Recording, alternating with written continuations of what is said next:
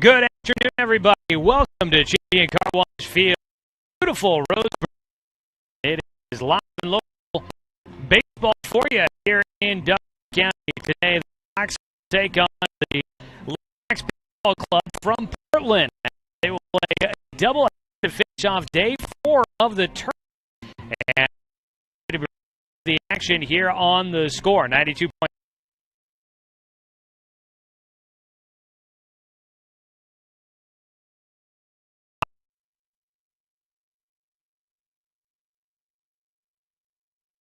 What may happen for the Docs here today, as we appreciate everybody staying in. Just a reminder, back in the studio, Jaden, make sure you've got it in live mode and that the GPPC is put in, is in program 1 and turned on. Just real quick there. Make sure we're on the radio side as well here.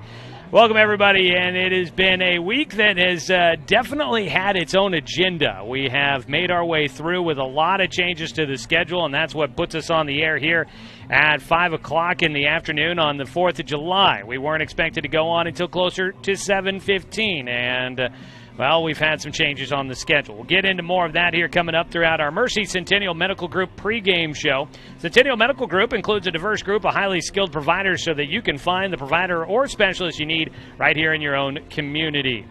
As we make our way into tonight's contest, again, a doubleheader against the Lumberjacks out of the Portland area.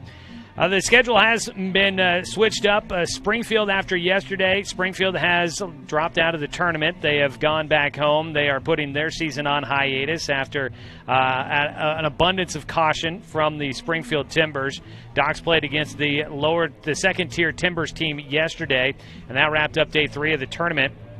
And after that, the Timbers had decided that they would stay home, not finish out the tournament here with us, so that has made the change in the schedule for us here today. We'll talk more about kind of how things have been go as you can throughout this tournament. We've been flying by the seat of our pants. We've been trying to figure it out as things keep coming at us. That is kind of the way this year has gone here in 2020 for everybody, especially the Docs baseball team this summer. And we'll talk more about that with Coach Jeremiah Robbins coming up in our pregame show just around the corner. So stay tuned for that. Want to let everybody know, if you are watching online, sorry about the little hiccup there we had with the audio to start. Seems like we may have gotten that fixed here as we get ready to go on the broadcast. As we make our way into it here, want to let you know that if you're not watching the game streaming live online, you can do so. Today's game is broadcasting on 541radio.com, or you can head to the Score YouTube channel, search 1490 The Score on YouTube, and you'll find us there. Video coverage of Docs baseball streaming online is presented by Denny Satellite Shop, your local cable and satellite pros. Denny Satellite Shop will get you set up to watch all your favorite sports, movies, and TV shows. Contact Denny Satellite Shop at 541-672-0199. We'll take a quick 2-minute break. When we come back, we'll get a chance to catch up with Coach Jeremiah Robbins, talk about the latest developments on this 2020 summer season. It is Docs Baseball coming at you on 541radio.com and on the Score, 92.3 FM and 1490 AM. What rhymes with great? Participate. Where does greatness start? Here, in the classroom. On the stage. In the pool. On the field. Where will your greatness take you? To better grades. To more friends. Yeah! Be great. Participate!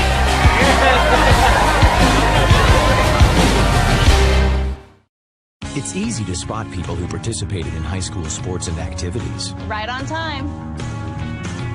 They learned important lessons like leadership, teamwork, respect. Hey, our meeting moved to 10. We'll be ready. Values that last a lifetime. We need to focus on 3 factors. Support high school sports and activities in your community. When kids take part, they get set for life. At Brook Communications, our job is to get results for your business, period. We can take your story and tell it to the people you want to reach in a way that compels first-time clients to become repeat customers. We get them through your door so you can do what you were meant to do. Proclaim your sales message to the largest audience of any media company in Douglas County. Brook Communications dominates through the power of 5 radio stations and 541radio.com. Results amplified. Locally owned. Brook Communications. This is Ducks Baseball on Douglas County's Home for Sports, The Score. Today's broadcast is made possible through the generous sponsorship of these local businesses.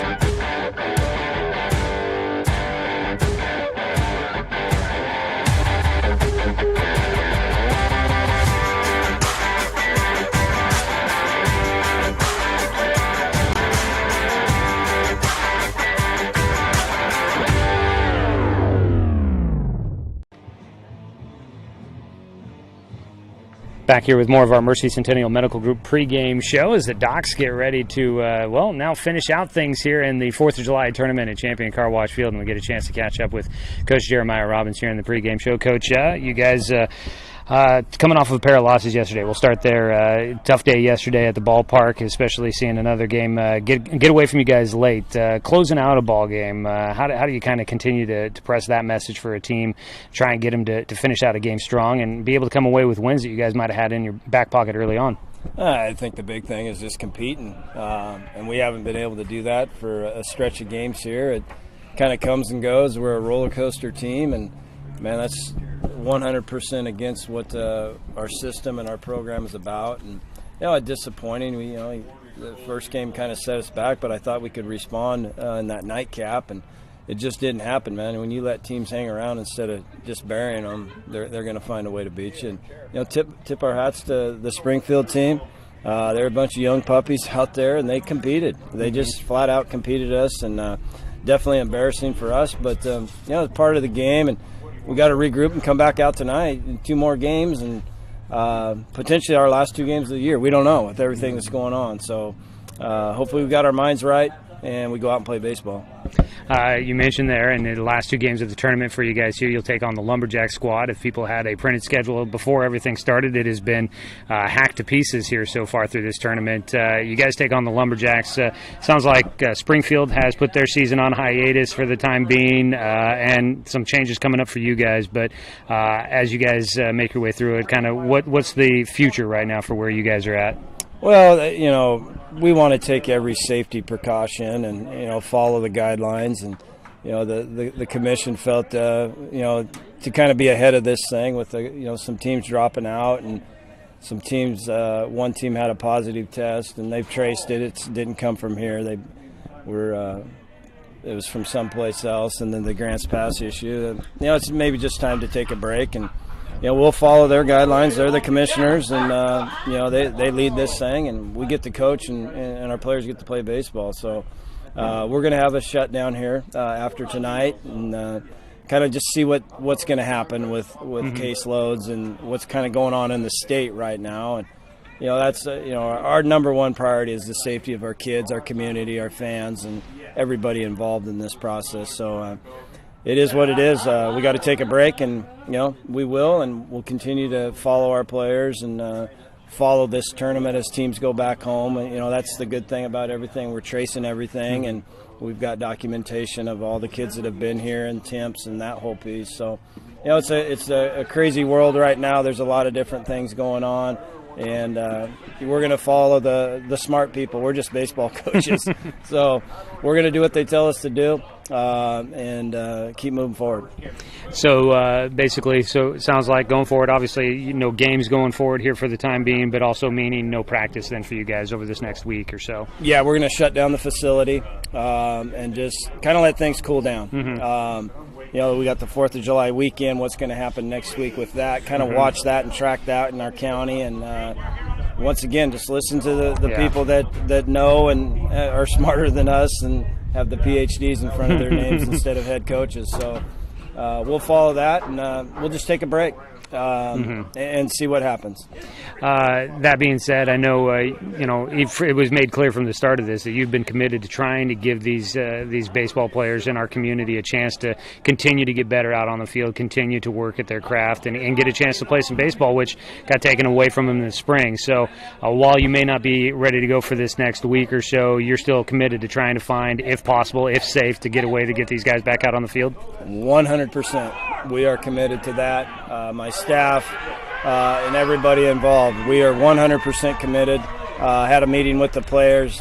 Obviously they need to discuss it with their families, but in the meeting they were 100% on board for whatever we may have to put together for them. There are some areas still that are going forward with the baseball piece. So we'll just, like I said, we'll just watch it and be safe about it. But we're all on board. We want these kids playing, and especially where our group is at right now. As you've seen the product on the field, we're rusty. We got a lot of work that these kids need to have, and we'll continue to build on that if allowed. Wrapping maybe on a more of a positive note, the tournament I know hasn't win-loss wise gone well for you, but as a whole, this 4th of July tournament, you told me at the start of the tournament that you guys look forward to maybe hosting one of these in years to come. And as you guys get ready to wrap it up, how fun has it been to have a tournament here at Champion Car Wash Field? It's been phenomenal.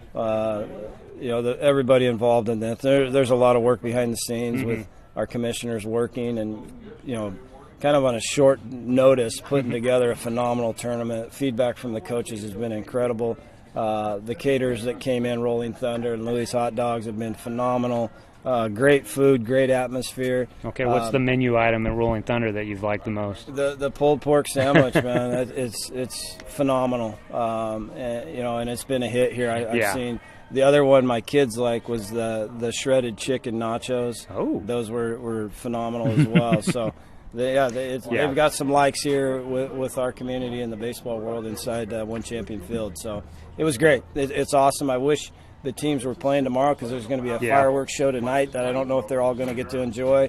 It's just a great atmosphere for baseball. Roseburg baseball is special. Douglas County is special. And this tournament was a hit for sure. All right. We'll wrap it up there with Coach Robbins. Coach, thanks for the time. Thank you, Joey.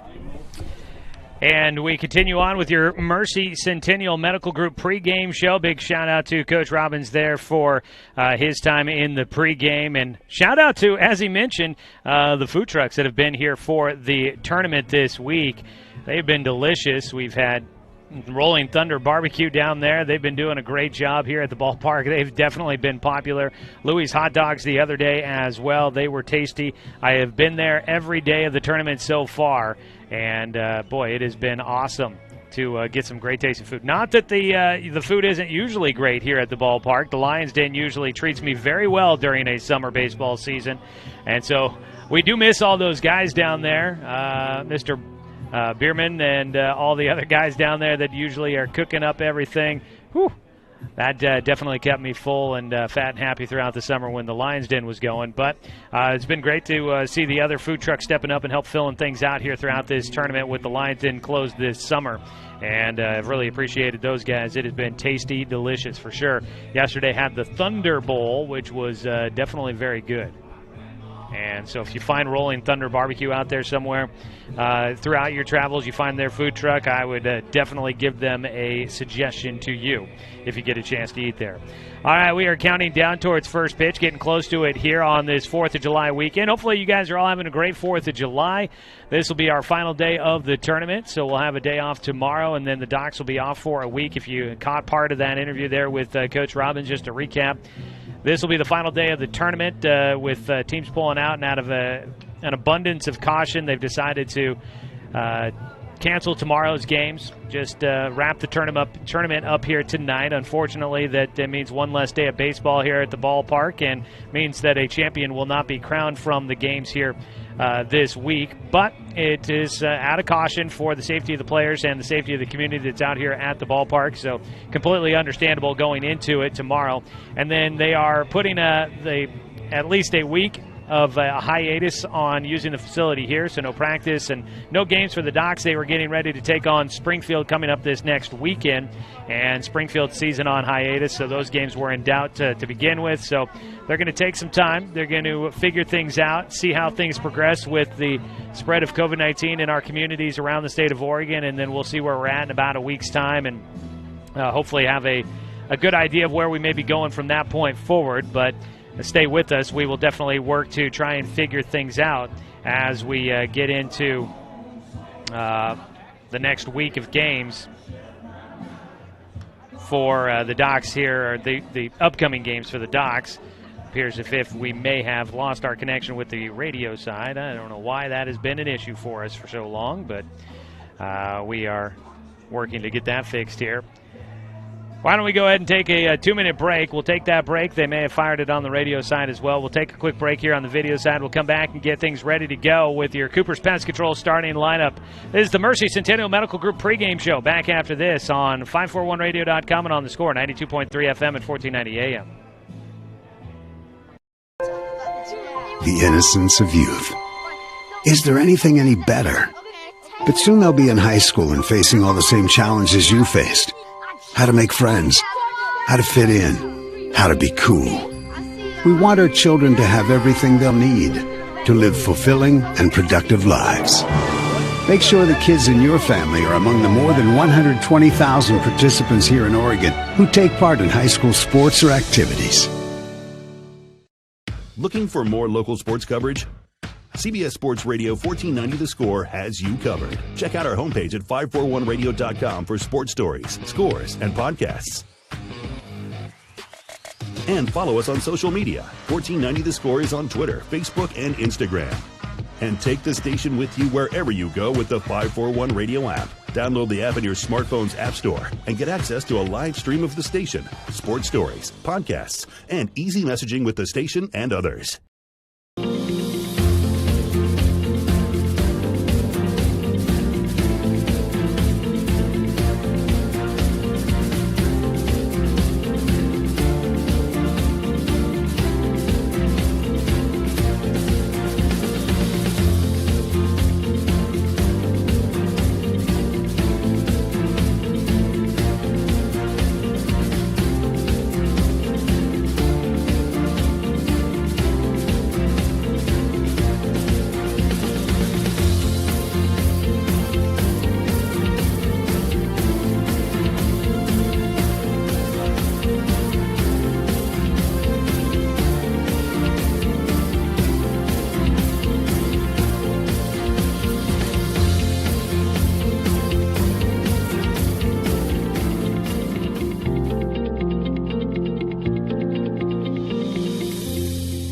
You could just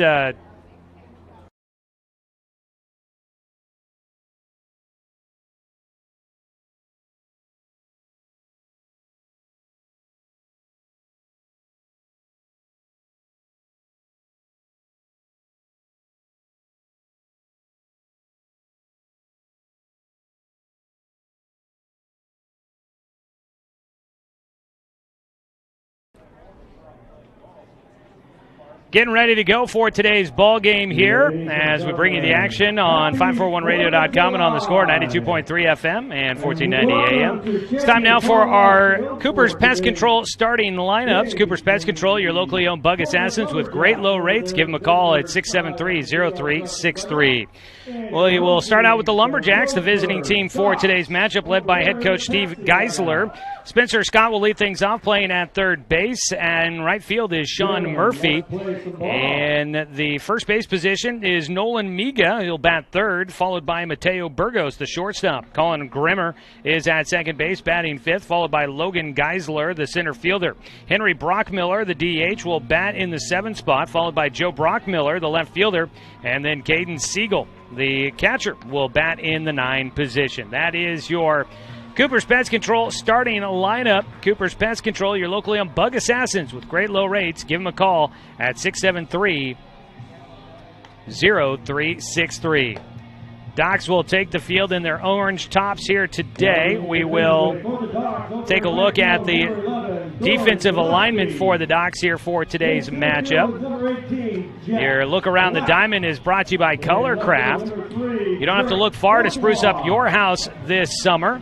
Head to Colorcraft in Roseburg. They're a paint store, not a paint department. For the Docs, on the mound will be Logan Klopfenstein, the left-hander from Roseburg High School. Behind the plate, Spencer Six. Out at first base is Jay Stoffel. At second base, Evan Bueckley. At third base, Jacob Luther. At short, Dawson Gillespie. And the outfield from left to right, Drake Bourgeois, Jet Black, and Doran Gillespie. Your Colorcraft starting lineup defensively for the Docs. Docs in the orange tops, gray trousers, blue socks, blue caps with the orange R on the front, numbers on the back in white for the Docs. On the other side, black tops, with the black numbers on the back outlined in white so that we can read them. LBC across the chest on the front side in maroon, outlined in white. Gray trousers with the black socks, black caps with the red bill, maroon red bill for the Lumberjacks as they get ready for today's game. Docs played the Lumberjacks earlier in this tournament, and it was a heck of a pitching performance from Drake Bourgeois. He went 7 innings, a complete game, 3-hitter, shutout, 6-0. Docs won in that matchup. So we'll see what Logan Klopfenstein can do against the Lumberjacks here today. Today's game brought to you by Good Vibration Solutions for home theater and automotive audio. You can feel it at Good Vibes. We'll wrap up the Mercy Centennial Medical Group pregame show. Centennial Medical Group includes a diverse group of highly skilled providers so that you can find the provider that you need or the specialist you need right here in your own community. Spencer Scott will lead things off. The third baseman will take on Logan Klopfenstein. Get today's ball game underway. First pitch hits the outside corner for strike one, and we are underway here today. Klopfenstein has made one start. This will be his second. 9 innings worked. He's made 3 appearances total. He's got a 2.00 ERA with 4 strikeouts. He has walked 6 as he misses low for a 1-1 count here to the leadoff man, Spencer Scott. And on the season, no wins, no losses, no saves on the tally of Logan Klopfenstein. Line drive up the middle for Spencer Scott will drop in for a base knock, and we are underway with the first hit of the game. A man on with nobody out for the Lumberjacks. That'll bring up Sean Murphy, the right fielder.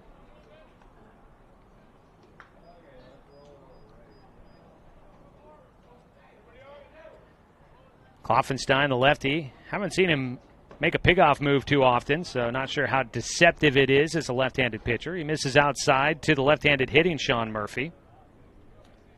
Beautiful day for baseball here on the 4th of July. On the outside corner to the lefty, in for a strike.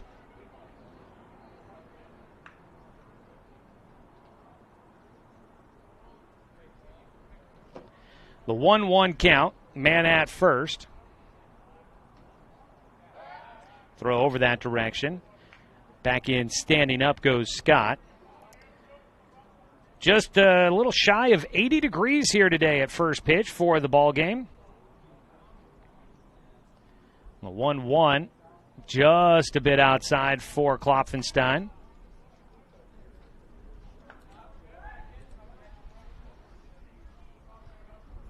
Two balls and one strike. Back out towards second. Bueckley takes it on one hop. Low throw to second. The throw back to first. Got it there in time. 4-6-3 the double play. For the Docs will clear the bases. Bueckley to Gillespie on the front end. Cutting down Spencer Scott from first to second. And then Sean Murphy thrown out by a hair at first base. Tie call there at first. I was a little surprised they got it. Ball up in the air. This will be first base side. Backpedaling into the outfield grass, fighting the sun. Jay Stoffel underneath it for the final out. Double play makes it go a little quicker. Docs get a 1-2-3 inning in the top of the first for the Lumberjacks. No runs on one hit. There were no errors. Nobody left on base. Scoreless game heading to the bottom of the first. Docs coming up to bat. We'll take a look at their starting lineup and get the defensive alignment for the visiting Lumberjacks. Back after the quick break here on 541radio.com and on the score, 92.3 FM and 1490 AM. I am a nurse, a firefighter, a college student, a mother, and I am an American soldier.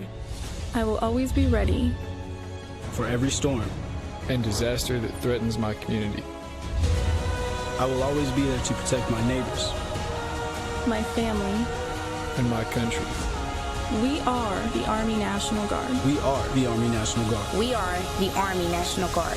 Visit nationalguard.com to learn more about part-time service. What rhymes with great? Participate. Where does greatness start? Here, in the classroom. On the stage. In the pool. On the field.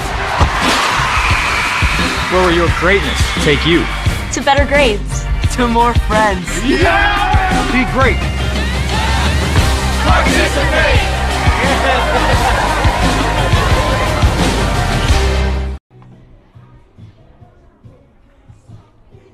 Bottom of the first inning, Docs taking on the Lumberjacks. Docs will face a left-handed pitcher on the mound as we take a look at the Cooper's Pest Control starting lineups for your Docs. Spencer Six will lead things off, the catcher. Third baseman Jacob Luther batting second. Doran Gillespie in right field hitting third. Jonathan Stone, the DH for today's game, will bat in the cleanup spot, followed by Jet Black, the center fielder. Spencer fouls off the first pitch, and it will carry out of play for strike one from Gavin Cly. Well, I wrote this down here. What did we agree? Clyer. They didn't yell at the PA, Robert, over running the PA. They didn't yell at him when he said it, so we'll assume that we are at least close. The 0-1 pitch hits the inside corner for strike two against Spencer Six. Clyer on the mound, a left-handed thrower, facing the left-handed batter, Spencer Six. The 0-2 delivery. Line drive back up the middle. That'll get in for a base knock. Simple, sweet, easy swing there from Spencer Six to drop it into center field. One on for the Docs here in the bottom of the first. Scoreless ball game so far. Jacob Luther will hit. Continuing on with the starting lineup for the Docs, a first baseman Jay Stoffel batting in the sixth spot, followed by left fielder Drake Bourgeois. At shortstop, Dawson Gillespie will bat eighth, and in the 9 position is Evan Bueckley playing at second base. The DH being utilized for starting pitcher Logan Klopfenstein. That is your Cooper's Pest Control starting lineup for the Docs. Your locally owned bug assassins with great low rates. Give them a call at 673-0363. A bunt attempt out of Jacob Luther. He misses for strike one. Courtesy runner at first base for Spencer Six. That is Luke Van Norman that'll run. Squaring to bunt again. Luther pulls back for ball one.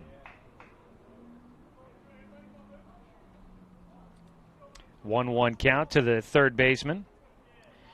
We'll look around the rest of the diamond for the Lumberjacks in just a moment. The 1-1 bunted first base side for Luther. Fielded by Clyer, and he will flip it over, backhand flip over to first base for the out. A sacrifice bunt for Luther puts Van Norman out at second base, running for Spencer Six. Next batter, number 11, right fielder Doran Gillespie. One out, Doran Gillespie batting against the lefty Clyer. Behind the plate, the battery mate is Caden Siegel. First pitch to Doran Gillespie right down the middle for strike one. Siegel behind the plate. Out at first base is Nolan Miga. At second base, Colin Grimmer. At third base is Spencer Scott. And at shortstop is Mateo Burgos. It's a pitch inside. 1-1 count here for Gillespie. In the outfield from left to right, you've got Joe Brockmiller in left, Logan Geisler in center, and Sean Murphy in right. That is your look around the diamond, brought to you by Colorcraft. Gillespie fouls off a pitch for a 1-2 count. Colorcraft, you don't have to look far to spruce up your home this summer. Head to Colorcraft in Roseburg. They're not a paint store. They are a paint store. They're not a paint department. A 1-2 pitch here for Clyer with Van Norman out at second. Ground ball up the middle, gets into center field. They're waving Van Norman around third. Heading to the plate, the throw, not quite on time. A throw back to second, not in time, and in safely goes Gillespie. A single to drive in the run, and then taking second on the throw. Gillespie drives in the first run of the game for the Docs. 1-0. Roseburg in front of the Lumberjacks out of Portland. Still just one out. Jonathan Stone will bat.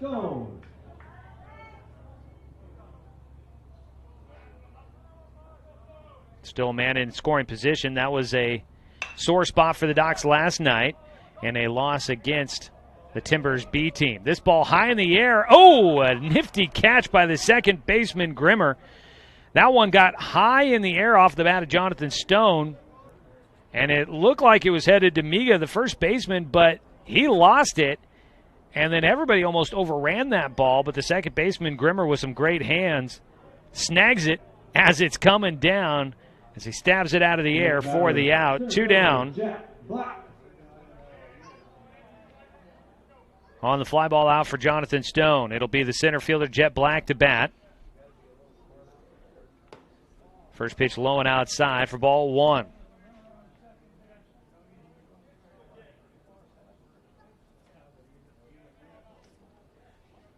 The 1-0 pitch. Jet swing and a miss for strike 1.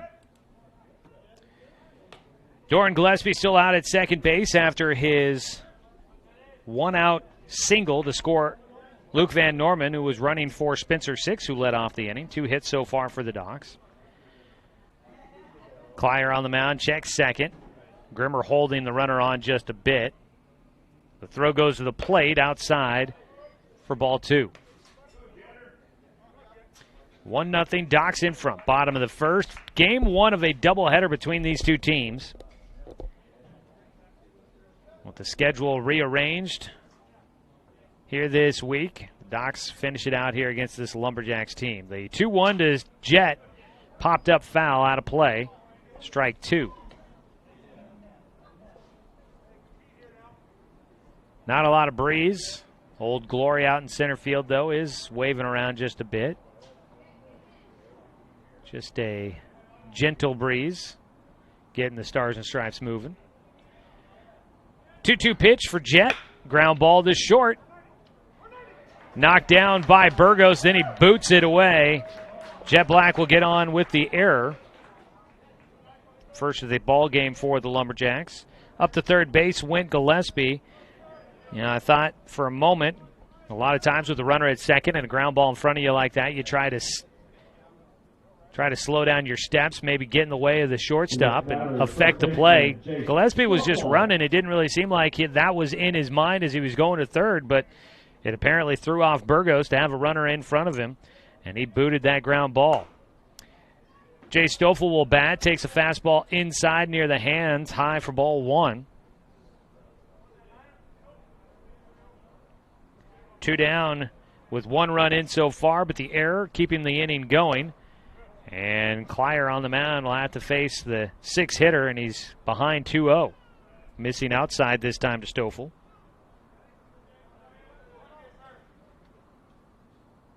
The 2-0 pitch. High for ball 3.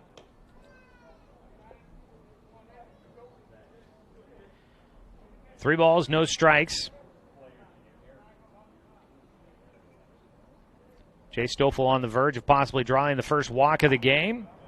And he will. That pitch cuts into the shins of the right-handed batter from the left-handed pitcher. Thought it might have sliced through the strike zone, but it just misses. And you've got runners on every base now for the Docs with 2 down. Drake Bourgeois will try to drive in another run here in the first inning of this doubleheader. First pitch is in for a strike after the 4-pitch walk to Stoffel. Clier attacks back at the zone with the first pitch strike to Bourgeois. Drake had the big win against the Lumberjacks a couple of days ago. Now trying to do some damage with the bat. The 0-1. Line drive left field. Charging in. It gets by. Brock Miller couldn't snag it at his shoe tops. 2 runs will score. Up to second goes Stoffel, scoring with Jet Black from second and Doran Gillespie from third. Base hit for Bourgeois to left field, just out in front of the stretched arm from Brock Miller. He knocked it down and it scooted by him just barely. Docs get 2.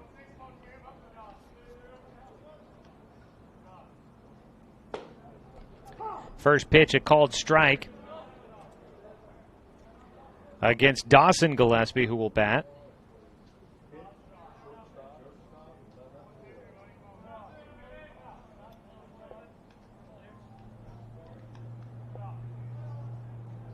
Clier with 2 runners on and 2 down has not been able to get out of the first here. Misses low A 1-1 count against Gillespie. So far here in the first inning for the Docs, 3 hits, 1 error for the Lumberjacks, 3 runs in.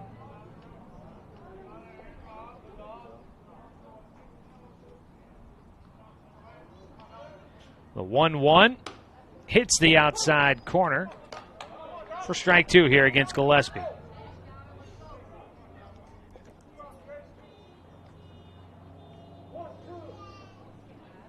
A chance here for Clyer to get out of this first inning. He's got 2 strikes against the 8-hitter Dawson Gillespie.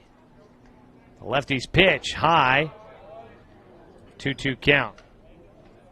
Out at first base, Bourgeois races back to the bag. The catcher, Caden Siegel, thought about throwing down that direction. First baseman Nolan Miga, though, was not leaking back to the bag behind the runner. 2-2 pitch for Gillespie. Swing and a miss. He goes chasing on the breaking ball outside. Strikeout will finish things off here in the first, but the Docs get 3 runs across on 3 hits, 1 error, and 2 men left on base. 3-0 our score, heading to the top of the second inning. This is Docs Baseball on 541radio.com and on the score, 92.3 FM and 1490 AM. This is Ducks Baseball on Douglas County's Home for Sports, The Score.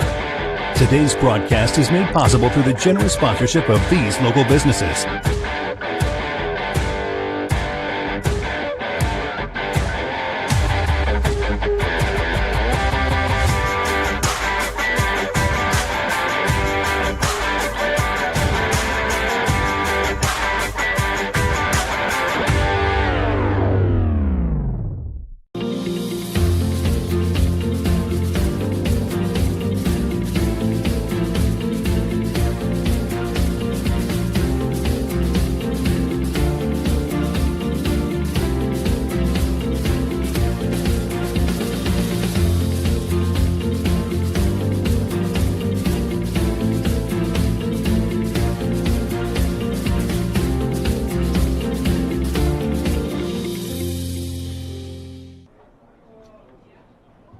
First batter for the Lumberjacks to lead off the top of the second inning. Number 13, shortstop Mateo Burgos. Start the second inning. Docs Baseball leading 3-0 against the Lumberjacks Baseball Club. Today's game brought to you by DC Farmers Co-op, where everyone is welcome to shop. On the mound, Logan Klopfenstein, a 3-0 lead to work with. He'll take on the shortstop, Mateo Burgos, missing low and inside for ball 1.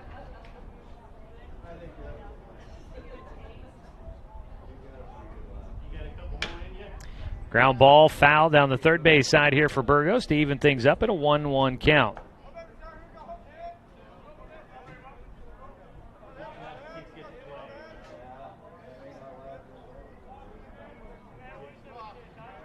The 1-1 count.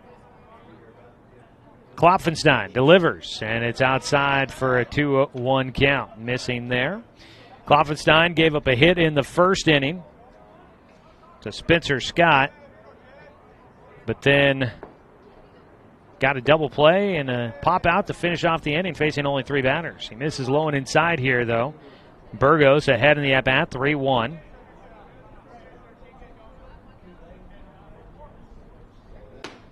Swing and a miss on the 3-1 pitch. Big cut out of Burgos there. Finds himself now with a full count to lead things off here in the second.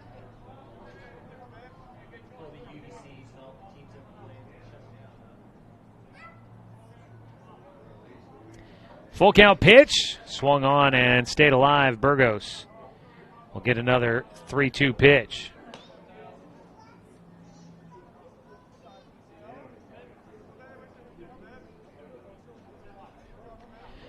We'll do it again, the full count pitch here. Ooh, that one sounded like it hurt inside a little bit too far for Logan Klopfenstein. Might have gotten the padding on that front elbow for Mateo Burgos. Man gets on base with a hit-by pitch. Burgos from Gladstone High School will be on at first with nobody out to start off things here in the second inning. Colin Grimmer will bat, the second baseman. Made a nice defensive play. Now tries to do something with the bat. First pitch high for ball one. Out at first base, dancing around, Mateo Burgos. Not confident that he was getting a good read on the movement from Klopfenstein. The lefty has him dancing. Did he go around at the plate? No. The umpires will say Grimer holds it back. And the second baseman has a 2-0 count here to start off his at-bat. Klopfenstein delivers a breaking ball out in front. Grimer gets it off the cap of the bat, the very end there. He was well out in front of that one. Klopfenstein fools him with the pitch, gives it a 2-1 count. Off the end of the bat again, a little bit better time, but down the first base side. Strike two on the foul ball for Grimer. 2 balls, 2 strikes. Klopfenstein looking for an out here. Misses in the dirt. Count goes full for a second straight batter. Docs Baseball today brought to you by Mahalo Heating and Air Conditioning, your best choice for the finest indoor comfort control. Call them today at 672-6707. Full count pitch is in the dirt, and it's a walk. Basically 2 walks to start out this inning for Klopfenstein. And so runners at first and second, nobody out. The next batter, center fielder Logan Geisler. 2 runners on for the first time here this afternoon for the Lumberjacks. Up to bat will be Logan Geisler, and he will take the first pitch for strike one. Stood in there with a show me what you got mentality, waiting to see a strike before he engaged in the at-bat, it would appear. The 0-1 waits on a breaking ball, lofts it out to right field. On the run, Gillespie will have it. 1 run comes in, and that will be all. A run in on a single to right field by Geisler. He did exactly what you'd like to see a hitter do with a breaking ball. Sat on it, waited, and then took it to the opposite field. And that was almost textbook out of Geisler there. Saw the pitch out there, waited, and drove it the other way. First pitch now swinging, fouled up for strike one against Henry Brockmiller, the DH, batting for Gavin Klyer, the starting pitcher. Nobody out, still runners at first and second. 1 run in, 3-1 our score. This ball off the handle out to left field, going to drop in front of Bourgeois. And Drake will send it back in. That's another single. That one just lofted out to left field. Brockmiller, Henry Brockmiller, got jammed a little bit, but was able to muscle it out there to left field. Left fielder Joe Brockmiller. Nobody out. Bases are loaded here in the second. Joe Brockmiller will bat. The left fielder, the second Brockmiller on the roster. Although they go to different schools according to the roster we got for the program. First pitch from Klopfenstein on the outside corner, strike one. Henry Brockmiller from Oregon City High School and Joe Brockmiller from Canby High School.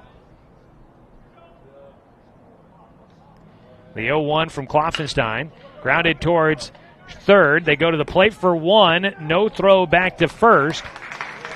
So the Docs will get 1 out at the plate, can't turn 2.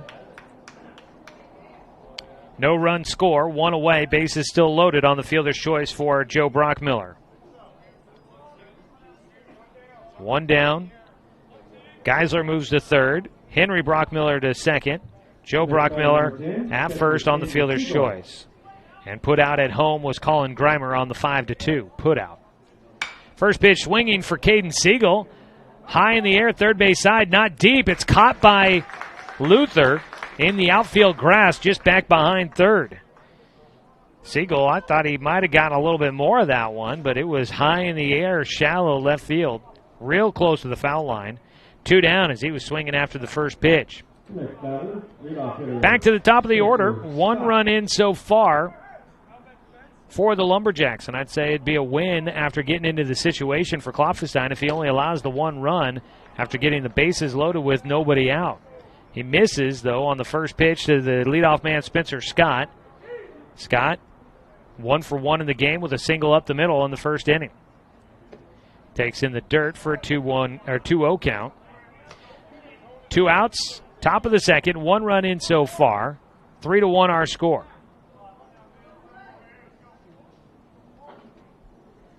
A 2-0 pitch high and away for Klopfenstein, and now he's put himself in a tough spot here. Has to get a strike across, otherwise a run is coming in.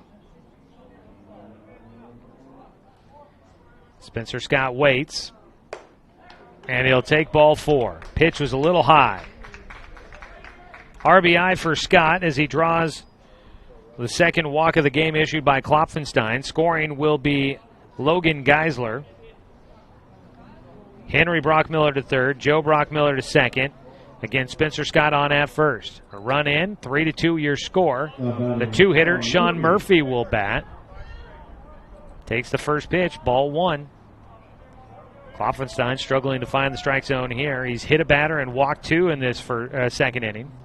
The 1-0 pitch with the bases loaded is in the dirt again for a 2-0 count.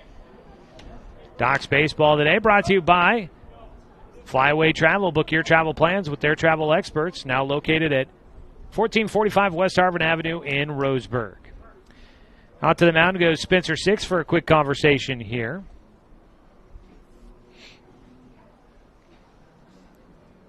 Sun shining on this beautiful day in Roseburg. Got out for a walk earlier today, taking a walk around town on the bike trails here. Just a real enjoyable day out in town. Nice breeze keeps it. Temperature's not too overwhelming. It's a breaking ball. Gets across for a strike. Although it seems as if most people have plans for the 4th of July. Not a lot of action going on at the park. The softball field's empty. The volleyball pit is empty. Ground ball towards second base. Bueckley gets it. Flips to second for the out to finish things off. Spencer Scott cut down at second base. And that'll wrap things up in the second inning for the Lumberjacks. But they get 2 runs across against Logan Klopfenstein, and we got ourselves a ball game. Going to the bottom of the second, it's 3-2. Doc's in front on 541radio.com and on the score, 92.3 FM and 1490 AM. Looking for more local sports coverage? CBS Sports Radio 1490 The Score has you covered. Check out our homepage at 541radio.com for sports stories, scores, and podcasts. And follow us on social media. 1490 The Score is on Twitter, Facebook, and Instagram. And take the station with you wherever you go with the 541 Radio app. Download the app in your smartphone's app store and get access to a live stream of the station, sports stories, podcasts, and easy messaging with the station and others. This is Doc's Baseball on Douglas County's Home for Sports, The Score. Today's broadcast is made possible through the generous sponsorship of these local businesses.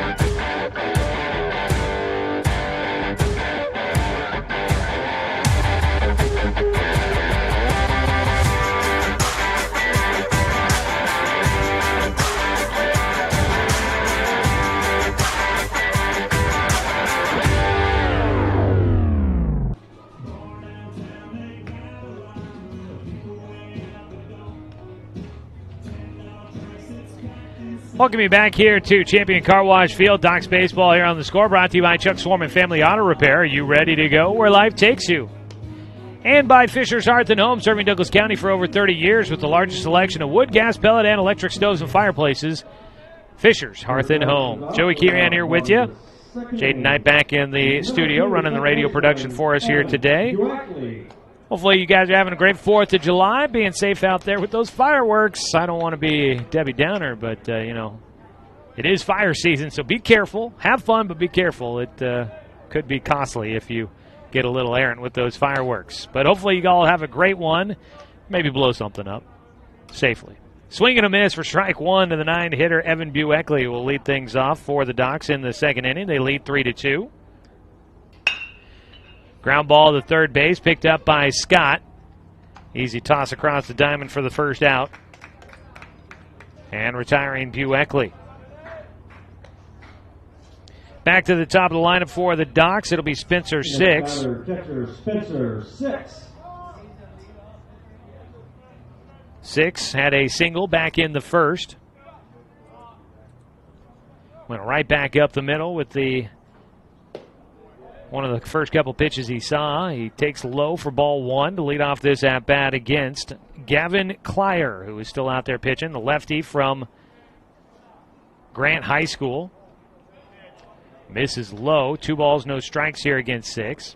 You've got Grant High School, Jesuit High School, Southridge, Oregon City, Gladstone, Cleveland, Canby, all represented on this team. As a pitch in the dirt for a 3-0 count.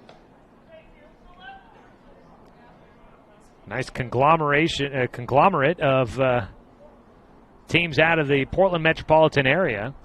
3-0 pitch is across for strike one. Spencer was ready to toss the bat away. Thought that was going to be ball 4. The 3-1 here from Klyer is low for ball 4. So Spencer will draw the walk. That means we'll probably see the courtesy runner come back out. Second walk issued by Klyer. And it will be Luke Van Norman to run out there. The next batter, third baseman, Jacob Luther. So Van Norman on at first for Spencer 6. Jacob Luther will bat with 1 out. Jacob had the sac bunt in the first inning. First pitch swinging, line drive, left field, gets in. Brock Miller will come up, takes it on the high hop off the bouncy turf here at Champion Car Wash Field. First hit of the game for Jacob Luther, who is 1 for 1. Right fielder Doran Gillespie. Runners at first and second with 1 out. Doran Gillespie bats. He had the RBI single in the first inning. Another RBI opportunity for him here with Van Norman out at second.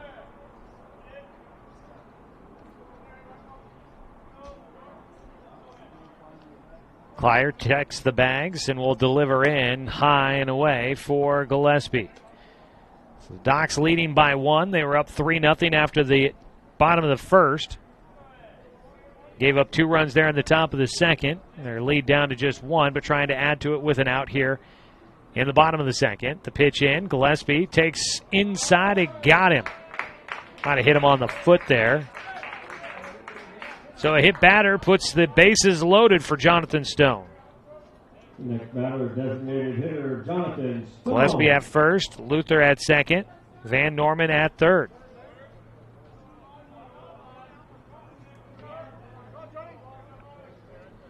One away, bases loaded.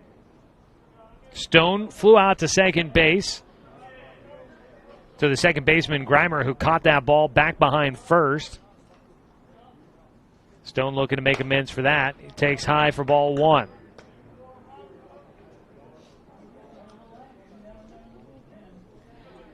Some action headed down to the bullpen for the Lumberjacks. Klyer's 1-0 pitch. High again for a 2-0 count. Over the plate, but he is missing upstairs against Jonathan Stone. And time called is out to the mound. Will go the catcher, Caden Siegel. And we'll take a glimpse on down to the bullpen here. It is, well, let's take a look here. They apparently mixed off a couple of numbers here. Let's see, out in the bullpen, I'm going to believe is Stanley Shop, I think that is out there.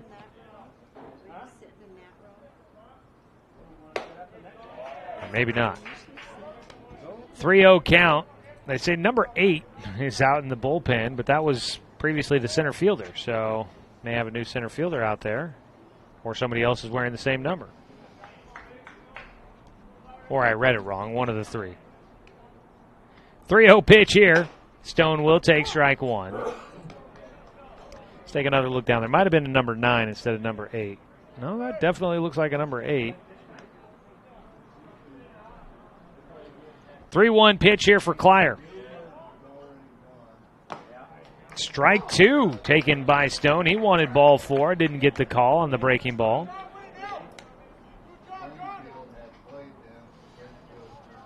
And so Stone will stand back in. Bases loaded. A full count pitch coming up. Klyer looking for that double play ball. The 3-2 to Stone. Swung on and missed in the dirt for strike 3. Way to battle back there for Klyer. Gets his second strikeout. And there's 2 away. Docs with the bases loaded, trying not to let this opportunity go by. They left 14 men stranded on base last night as they took on the Springfield Timbers Elite. 9 of those 14 were left in scoring position. Not a stat that you'd like to hear. 2 down. Pitch outside for ball 1 to Jet Black. Jet reached on an error in the first inning. Here he's got an opportunity to possibly drive in a few runs. As the Docs lead 3-2, bottom of the second inning. The 1-0 taken high for ball 2.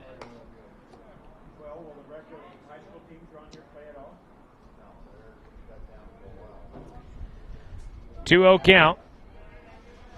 At first base is Doran Gillespie. Jacob Luther at second. Luke Van Norman at third, running for Spencer Six. The 2-0, Jet swings through for strike 1.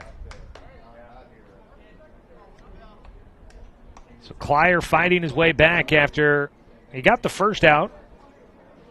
Then walk, a single, and a hit by pitch, loading the bases. Clyer fighting his way back, a strikeout. Now a 2-1 pitch here for Jet is in for strike 2. Jet watches on the outside corner.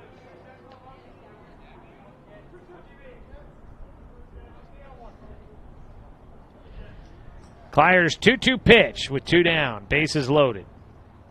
Swung and fouled back by Jet.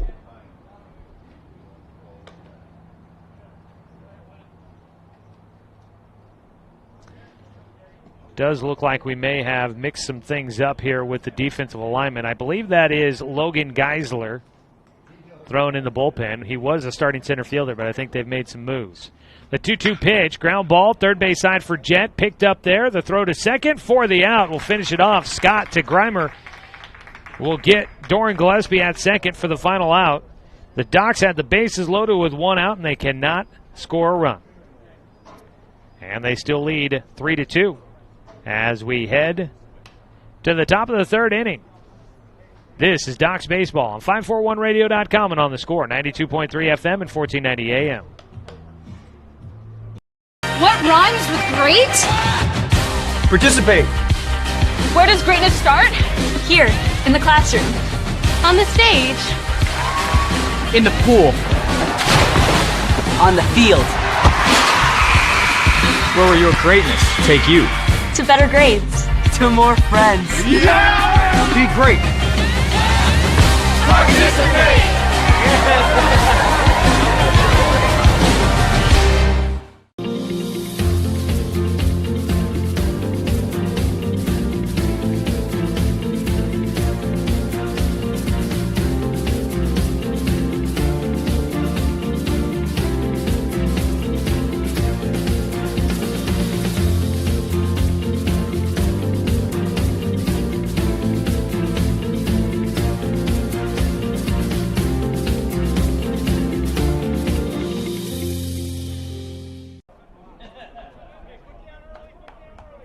Nolan Miga leads things off here in the top of the third inning for the Lumberjacks. He takes low for ball 1 from Logan Klopfenstein. Underneath one, high in the air.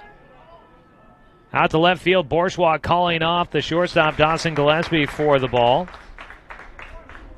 Retiring the first out, Miga seems to be swinging for the air. He got underneath another one. He's popped out to the first baseman and now the left fielder.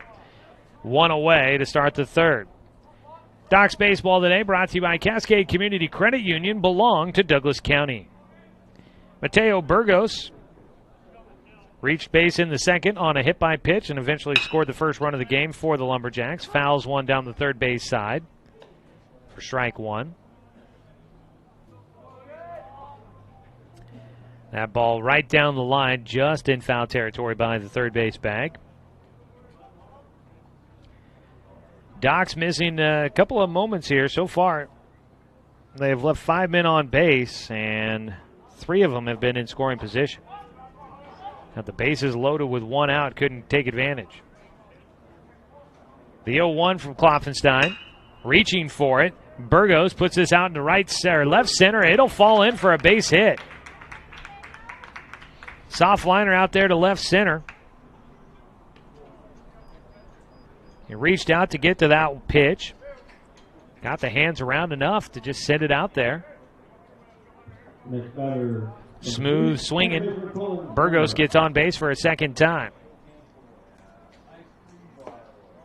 Standing in now, Colin Grimmer, the second baseman. He walked his first time up, takes low and inside for ball one. Seeing some of the food from the food cart down there making its way to the grandstands. That looks delicious. Foul ball, third base side, strike one against Grimmer. Pulled pork, tri-tip, chicken. Oh, they got a little bit of everything down there at Rolling Thunder Barbecue. I'll probably be making a trip down there in between games of this doubleheader. Sounds like the perfect time, kind of meal for a 4th of July evening. Over to first base, the throw, not in time to get Burgos, who's in safely. Maybe you got the game on while you're in the backyard barbecuing for your 4th of July tonight. Hopefully you're having a good one. The 1-1 pitch. Line drive out towards center and making that left field. I was going to say left center. But that actually ends up in dead left field out there to Drake Bourgeois, who runs underneath it for the second out. Drake made both outs so far here in the third. 2 down. I think I've got my mind on meat, and that's probably the issue.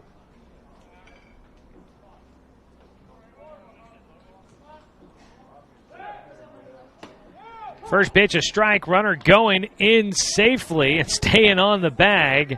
Will go Burgos. Throw right on target from Spencer Six, just behind the runner. Strike at the plate, an 0-1 count, and Burgos might have landed a little hard as he went down to slide into second. A little bit of pain out there, but he's good to go to resume play. Stolen base puts a man at second with 2 down. At the plate, the 0-1 count coming up here for Geisler. And I think some of my issues, they've mixed around some numbers on the roster card. Geisler wearing number 1, and I was saying I thought he might have come out of center field.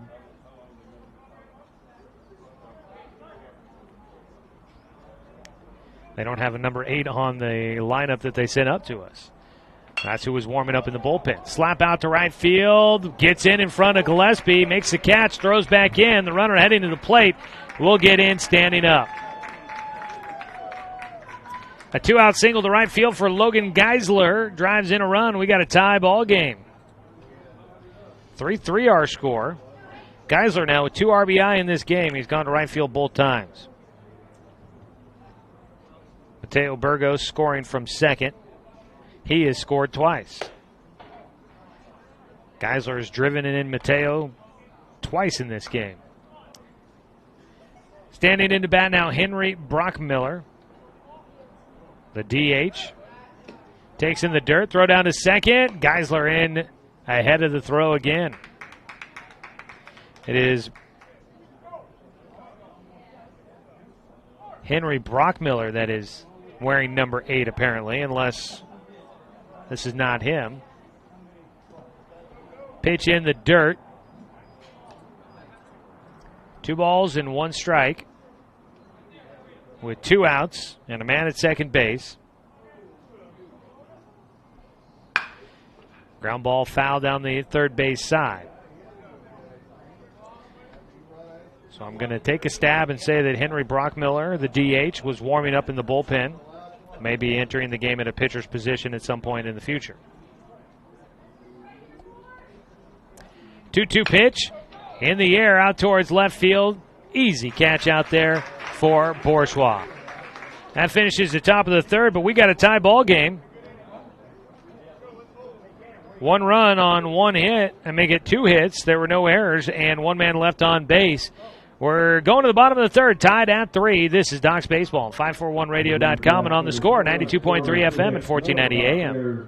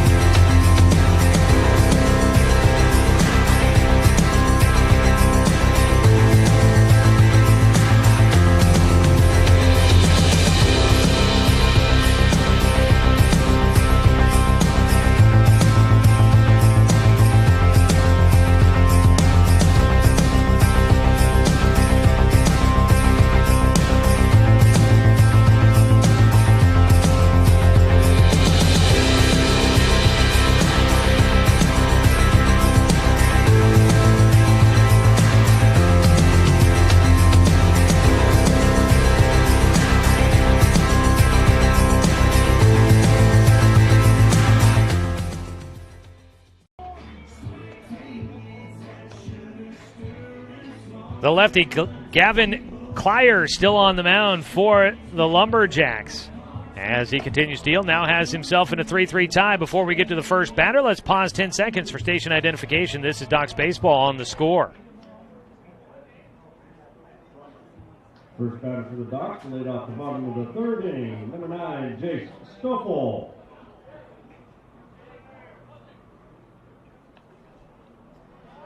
It'll be Jay Stoffel to lead things off for the Ducks here in the bottom of the third. 3-3 ball game as the Lumberjacks have fought their way back to tie this one up. Jace will take from Clyer, low on the outside corner for strike one. Jace drew a walk in the first inning.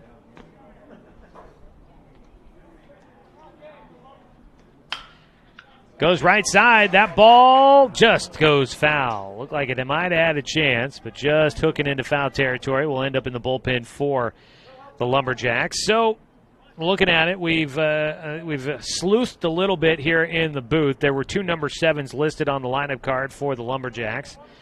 And one was the third baseman, Spencer Scott. The other one was the DH, Henry Brockmiller. I'm going to guess that Brockmiller is wearing number 8, not number 7, as he was listed on the lineup card. So, assuming that was Henry Brockmiller throwing in the bullpen for the Lumberjacks last half inning. 1-2 pitch, hit to third. Spencer Scott, throw to first, will beat Jay Stoffel to the bag. 5-3 the put out. Nolan Miga on the receiving end of that one. One down for the Ducks to start out the third inning. Ducks Baseball is brought to you by Cruz Farms Market, now open for the season. Don't forget the pie.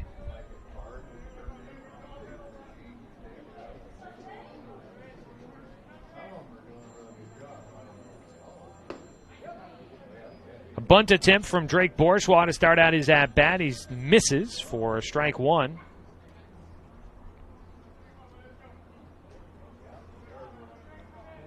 The 0-1. Takes for strike two.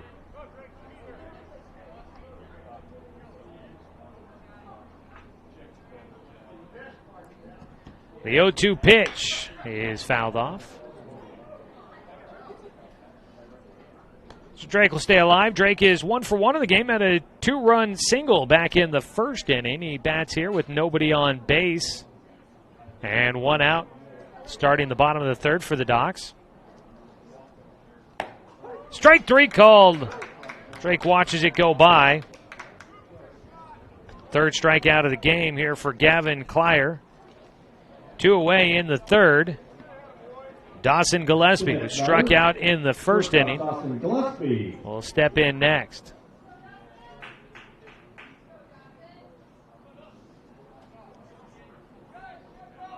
Out of his windup, Clyer delivers low. The lefty has done a nice job dealing here today. Gave up the 3 runs in the first, but since then he has been able to hold the Ducks off the board, even when he had the bases loaded in the second. A 1-0 for Gillespie, high and away. 2 balls, no strikes.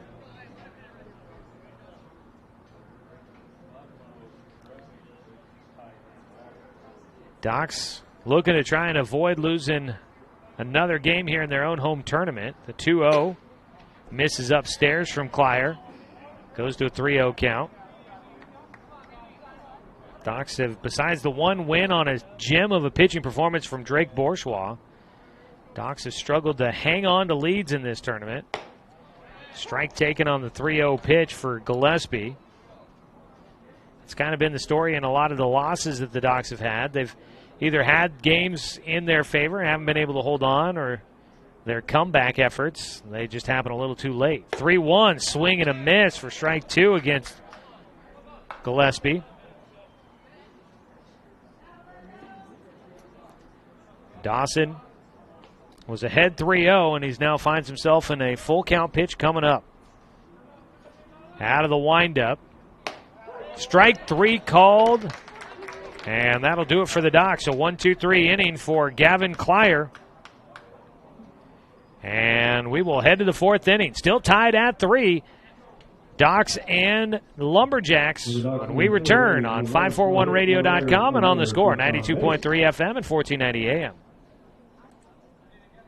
This is Ducks Baseball on Douglas County's Home for Sports, The Score. Today's broadcast is made possible through the generous sponsorship of these local businesses.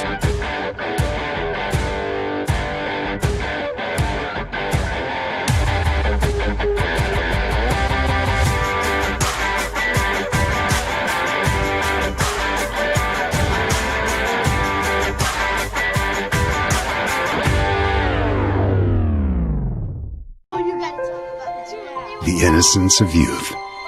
Is there anything any better? But soon they'll be in high school and facing all the same challenges you faced. How to make friends, how to fit in, how to be cool. We want our children to have everything they'll need to live fulfilling and productive lives.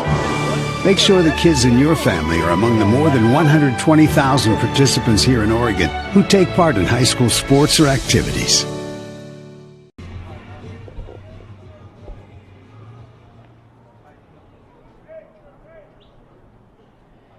Joe Brockmiller will start things off for the Lumberjacks as we begin the fourth inning. 3-3 ball game. Docs and Lumberjacks, game one of a doubleheader. Today's game brought to you by Cruise Farms Market, now open for the season. Don't forget the pie. Comebacker right up the middle, taken by Bueckley. The throw to first. Got it! Evan Bueckley, a diving stop up the middle. Back to his feet quickly for the throw. And he punches out Joe Brockmiller at first on the 4-3 putout. A bang-bang play there, and the umpire says the ball got there just ahead of the runner. One away, and Caden Siegel will bat the 9-hitter. And the ball bounces in low for ball one. Still on the mound, Logan Klopfenstein throwing for the Docs. We have had some defensive changes. At shortstop is Cade Johnson. In left field will be Brett Narkowitz. The 1-0, and Klopfenstein throws it behind the batter. Lost his handle on that one. There is an arm thrown in the bullpen for the Docs.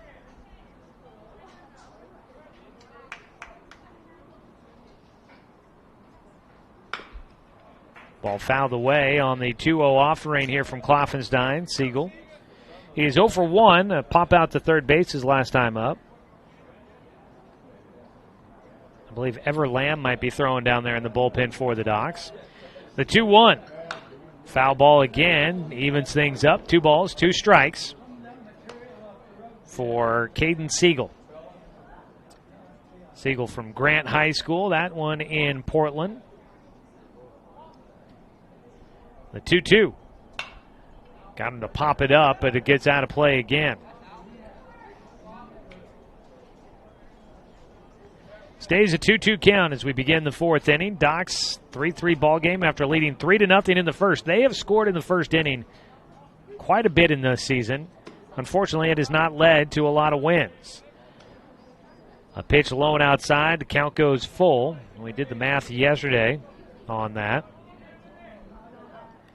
The 3-2, high for ball 4. A walk issued by Klopfenstein. That'll be the third of the game for him. 1 on, 1 out, top of the order coming up. No visit to the mound as of yet for Klopfenstein. They'll let him keep going here in the fourth inning. Now batting leadoff hitter Spencer Scott. Spencer Scott will bat. He is 1 for 1 in the game. He had a single in the first, a walk that drove in a run in the second. Jordan Williams will take over at first base, running for Caden Siegel. Pickoff throw that direction, and Williams back in safely. Courtesy runner for the catcher.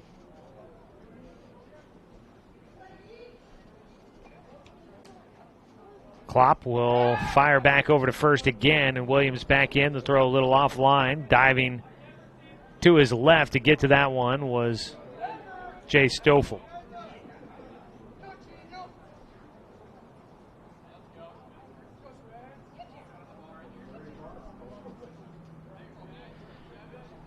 Klopfenstein will step off.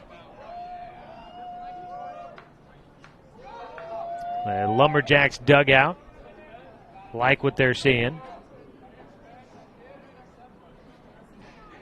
First pitch of the at-bat here to Scott.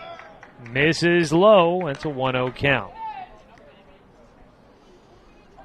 Doc's baseball today brought to you by Abby's Legendary Pizza.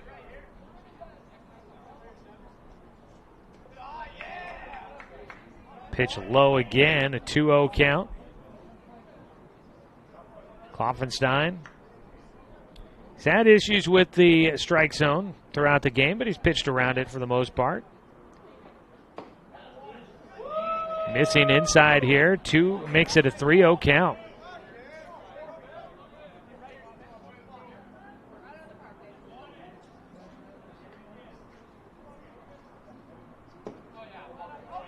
And 4-pitch walk issued by Kloffenstein. We'll put another runner on for a second time. Spencer Scott drawing a walk. And Kloffenstein still out there.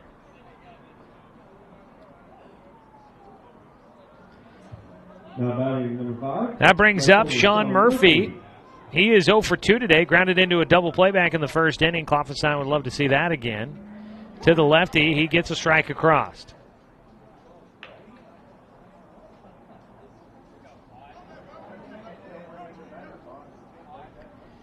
The 0-1. Low. Williams out at second, dancing around out there. Got a big secondary lead. Keep an eye on him. And out to the mound will go pitching coach Brett Prock to have a conversation here. A 1-1 count against the 2-hitter Sean Murphy with runners at first and second, 1 out, and our game tied at 3. 4th of July, expecting fireworks after the second game of our doubleheader tonight. Those are scheduled to start about 10 o'clock this evening. Game 2 was a 7:15 scheduled start. We are in the top of the 4th in this one, so we're nearing the midway point. Not sure if we'll start. We'll probably start a little bit. Probably start a little bit later on that second game of the night for the Docs and the Lumberjacks. Might be good timing then on that one to get to the fireworks at the completion of that game. So, but we'll carry both of them here. We may go back to CBS Sports Radio for a brief intermission, but then come back for game 2 of our doubleheader. Kloffenstein delivers a ball to first. Throw back to second. Goes off the runner. A run will come in to score. So they get 1, try to get 2, and Stoffel's throw down to second for the tag goes off of Spencer Scott. I think it might have hit his helmet. So the Docs get 1 of the outs that they needed. On a ground ball to first base, Stoffel tagging the bag, threw down to second. They were looking for the tag out there on Scott, but the throw got away. And coming in to score was Jordan Williams from third. 4-3 the score, now in favor of the Lumberjacks, and we've got a call to the pen brought to you by Shelby and Migulena Construction. We'll come back after this 60-second break. Docs trail 4-3 against the Lumberjacks when we return on 541radio.com and on the score, 92.3 FM and 1490 AM.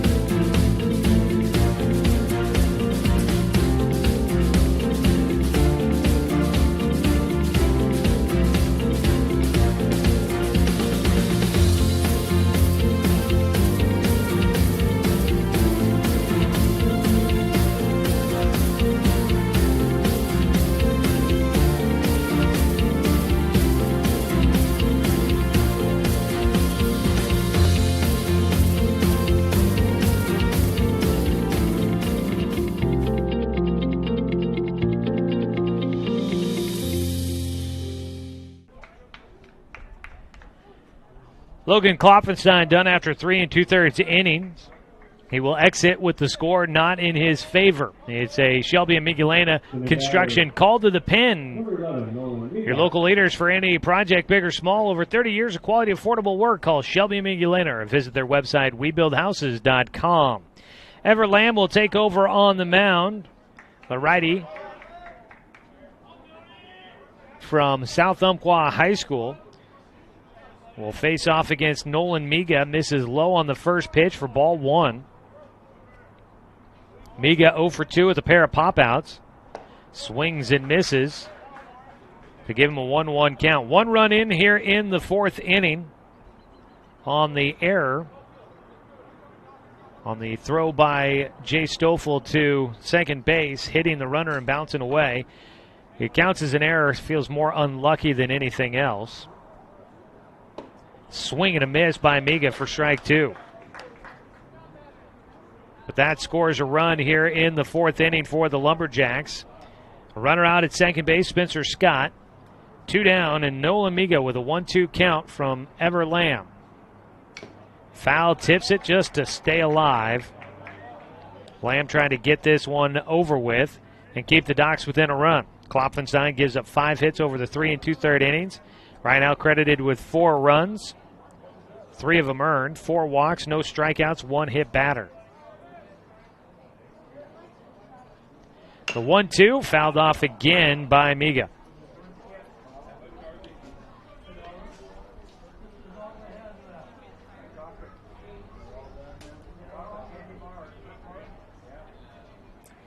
Stays a 1-2 count.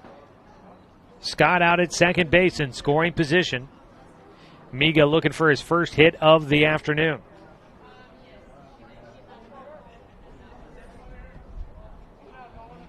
The 1-2 pitch. Strike 3, got him looking.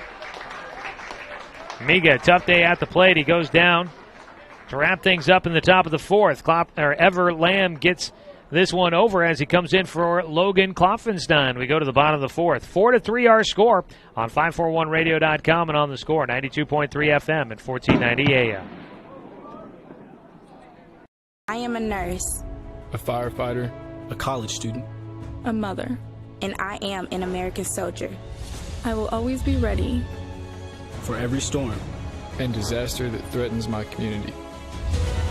I will always be there to protect my neighbors, my family, and my country.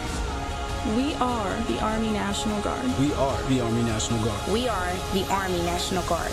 Visit nationalguard.com to learn more about part-time service. What rhymes with great? Participate. Where does greatness start? Here, in the classroom. On the stage. In the pool. On the field. Where will your greatness take you? To better grades. To more friends. Yeah! Be great. Participate!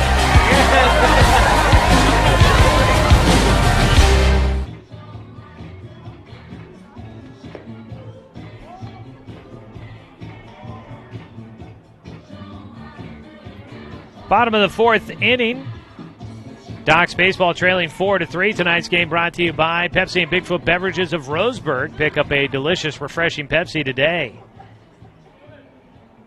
Bottom of the fourth. Docs down by 1. Evan Bueckley will lead things off. And he faces off against Gavin Klyer.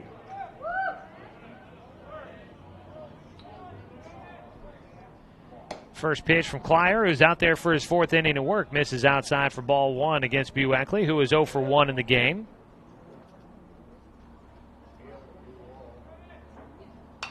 Ball fouled back into the netting behind home, a 1-1 count.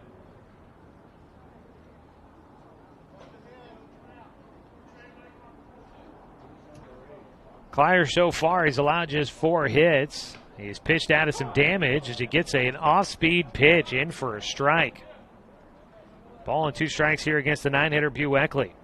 We'll see some new hitters possibly this inning for the Docs after defensive changes. Fought one off right side. Second baseman in front of it will flip as the ball took him towards the bag, and then a collision afterwards. The second baseman, Nolan Miga, the second baseman, Colin Grimer, colliding with Evan Bueckley as he ran through the bag. But they still recorded the out there. 4-3 the put out, 1 away. Everybody seems to be fine. And we go back to the top of the lineup with 1 down. Spencer 6 will bat. He's 1 for 1 with a single back in the first and a walk in the second.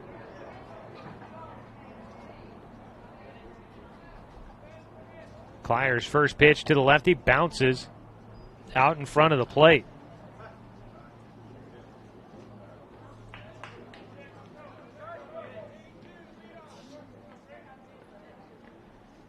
They 1-0. Catches the outside corner for strike 1.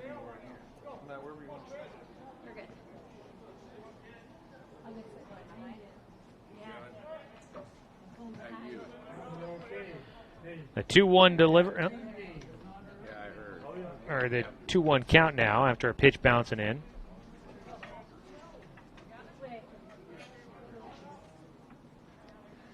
Clyer's 2-1 delivery. Just outside for a 3-1 count.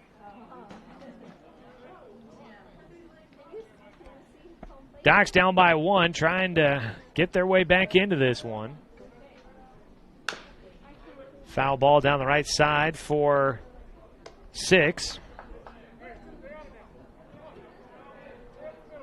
Gives them a full count. Clyer's 3-2 pitch just outside for ball 4.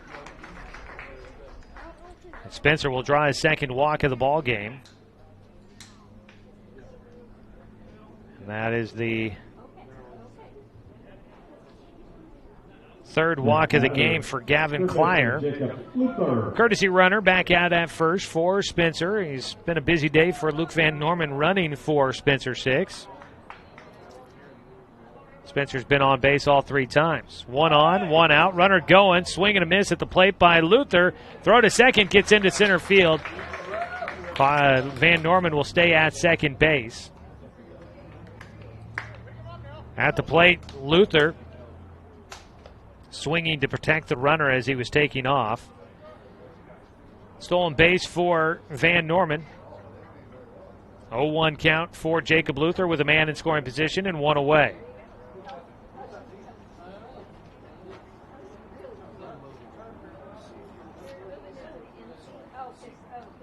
Pitch gets away behind Luther, and up the third goes Van Norman.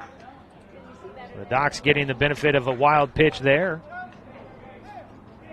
And now have a man 90 feet from home. That's the game-tying run with less than 1 out.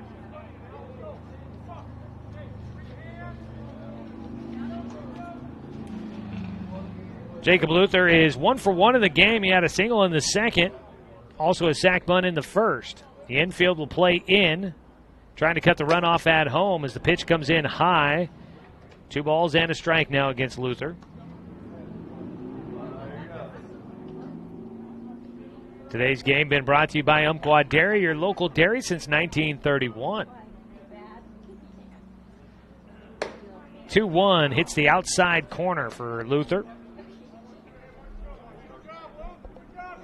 Nobody throwing in the bullpen at the moment for the Lumberjacks, but we did see Henry Brockmiller throwing earlier. The 2-2, swing and a miss, a big strikeout there for Gavin Clyer. His 5th of the game.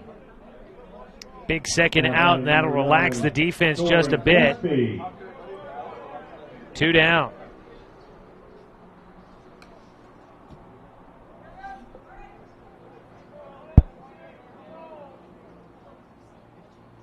First pitch now to Doran Gillespie. Fouls it off for strike 1. Got a piece of a breaking ball there. Doran is 1 for 1. Was hit by a pitch his last time at the plate.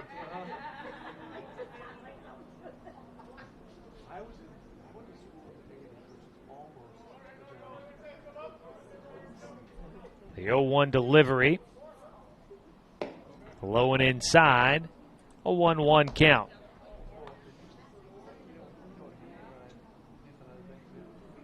Bottom of the 4th inning here.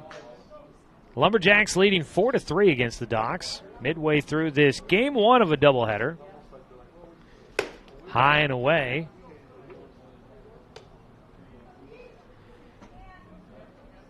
Gillespie with a 2-1 count.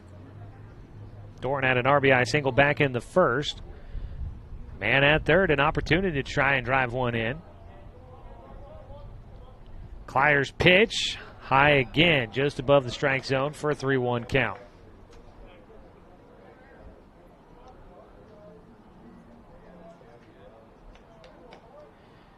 Clyer takes a moment back behind the mound, and now will step back on, working out of the stretch with a man at third. The lefty delivers in. It's check swing. Tried to pull it back. Gillespie didn't want to go around once he made the decision, though. It was too late. And he gets it around for strike two. Full count pitch with 2 down. Big moment here for Gavin Clyer. Trying to get through here in the 4th inning with still a 1-run lead intact. The 3-2. Gillespie swings and misses for strike 3. Strikeout number 6 on the night for Gavin Clyer.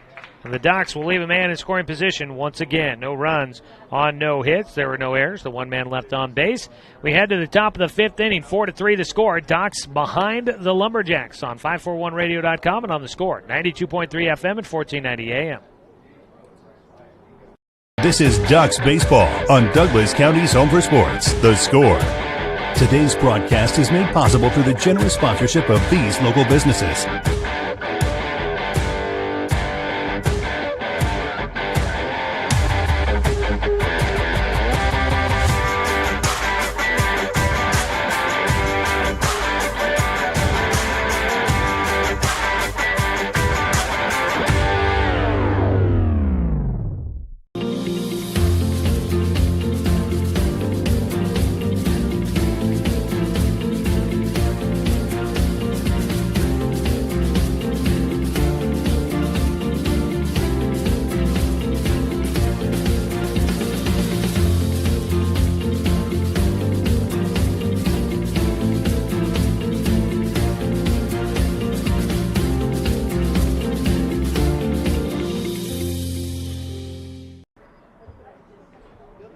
First batter for the Lumberjacks to lead off the top of the 5th inning, number 13, Mateo Burgos. Top of the 5th inning, Docs Baseball tonight here on The Score. Thanks, everybody, for tuning in on your 4th of July. First pitch from Ever Lamb as we start out the 5th inning. He faces Mateo Burgos. He misses outside for ball 1. Lamb coming in for Logan Klopfenstein there in the 4th inning. Got the final out. And now tries to keep the Docs within a run as we continue on to the second half of tonight's ball game. 2-0 count now for Burgos, who is 1 for 1 on the evening. A hit by pitch and a walk. He has scored twice, and he takes outside for a 3-0 count. Burgos, the cleanup hitter, has been productive. He has scored twice in this game. Both times he's been driven in by Logan Geisler, the third hitter due up this inning. 3-0 pitch taken for strike 1. Everlamb trying to hang in here. A 3-1 pitch. Fouled away for strike 2. So Logan Klopfenstein will be credited with 4 runs, 3 earned runs in tonight's ball game. Full count pitch here for Lamb. In the air, that ball right side gets out of play. And we'll do it again.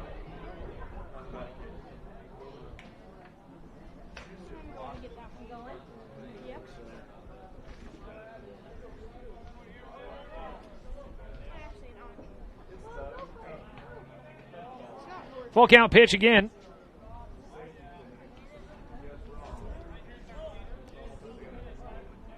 Here in the top of the 5th, Everlamb delivers. Gets him another foul ball. Burgos not allowing this at-bat to go down quietly. Trying to find a way on base for a 3rd time this evening. And it is outside for ball 4. So he will. Mateo Burgos will get on base for a 3rd time. Next batter, number 3, Colin Grimmer. 1 on, nobody out. Colin Grimmer will bat. 0 for 1 in the game. Flew out to left field his last time up.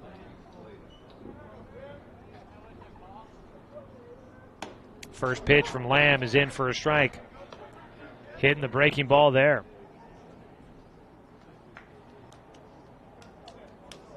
The Lumberjacks have scored at least one run in the last 3 innings. 2 in the second, 1 in the third, and 1 in the fourth. Strike called. And Ever Lamb finds himself with an 0-2 count against the 5-hitter Colin Grimer.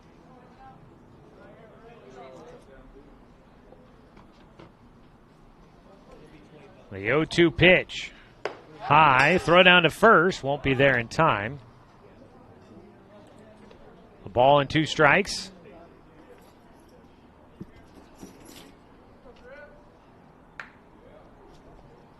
Here in the top of the 5th inning. Game 1 of a doubleheader. Runner going. Lamb will step off, throws to second. They got him in a pickle. Burgos between first and second. The throw back to Stoffel, and he'll apply the tag. 1-4-3 as Burgos gets picked off, clears the bases, 1 out.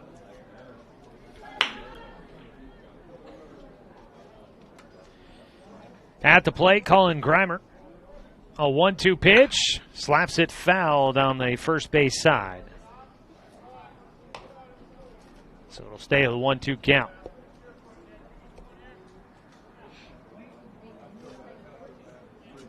One away with nobody on. Swinging reach for that one. Pulls it to third. Luther charging into it. Will get the throw to first. 2 down. Bases are empty for Logan Geisler. First time the bases have been empty for him as he steps into the plate. Again, he has driven in Mateo Burgos twice in this game. 2 for 2 with 2 RBI. Big day for Logan Geisler so far. But he bats here with the bases empty, and he'll take the first pitch for...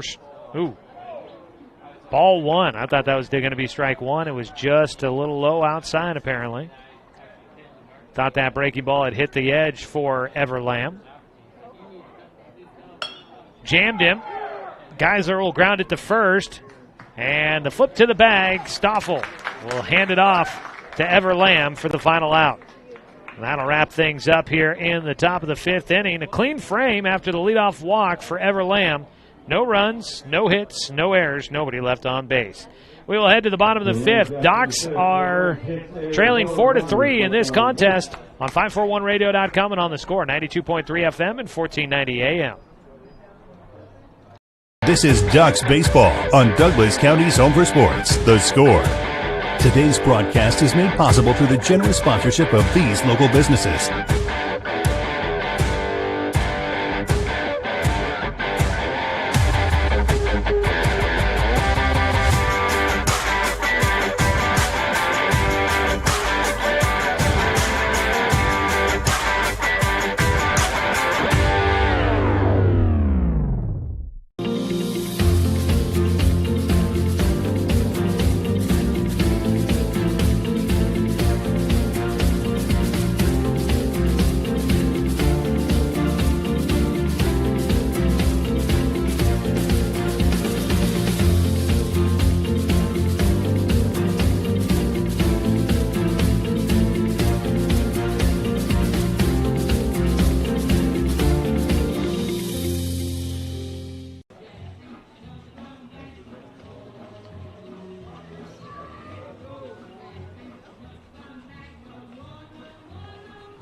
Head to the bottom of the 5th inning. Today's game brought to you by Good Vibration Solutions for home theater and automotive audio. You can feel it at Good Vibes.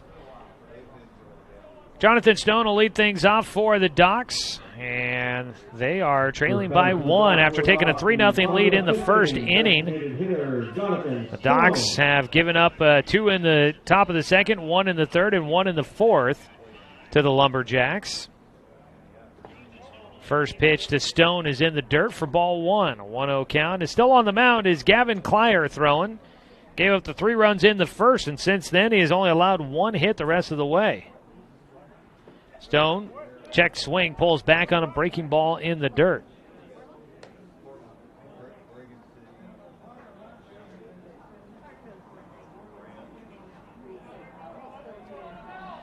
2-0 pitch here for Clier. Misses low, and Stone will take for a 3-0 count.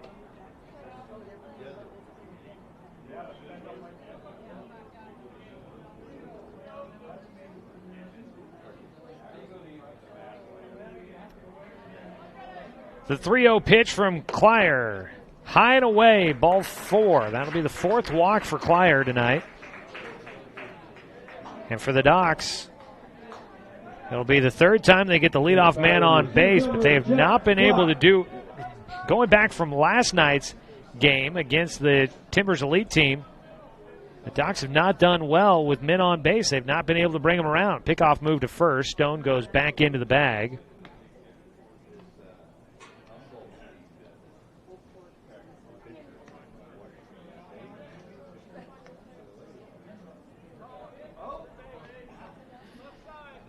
First pitch still waiting for Jet Black, who is 0 for 2 in this game, reached on an error in the first. He takes low for ball 1.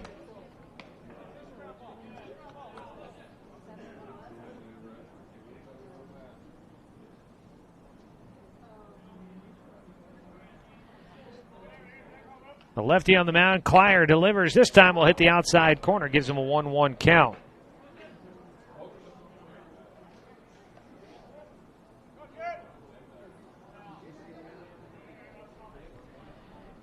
Clier trying to work through the 5th inning. He's put himself in a position to try and get a win. A chopper towards third by Jet. The throw to first will beat him there just by half a step. Off the mound, Clier makes the play on what was practically a swinging bunt for Jet Black. It'll work in effect to get Jonathan Stone into scoring position. So a man at second base with 1 out. Jay Stoffel will bat next. Stoffel 0 for 1 in the game. A ground out to third his last time up.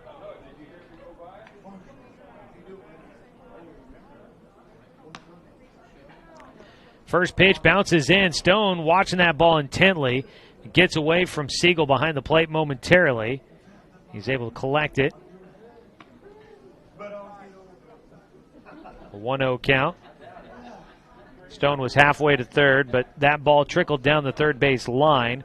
Stone decided not to chance it, trying to get to third base. Docs need that run.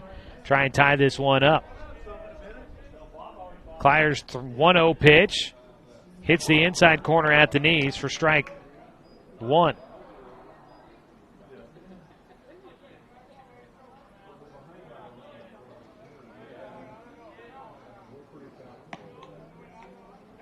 A 1-1 count. Strike 2 is a swing and a miss for Stoffel.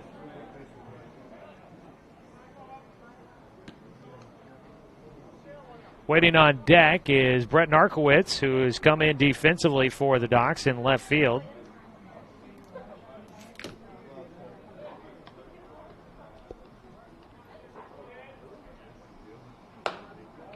Check swing.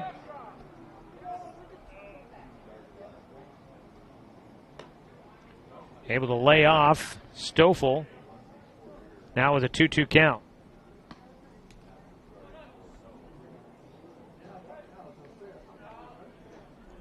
Two-two pitch here for Clier with Jonathan Stone out at second, 1 away in the 5th inning, and Stoffel will stay alive as he gets a piece of the pitch.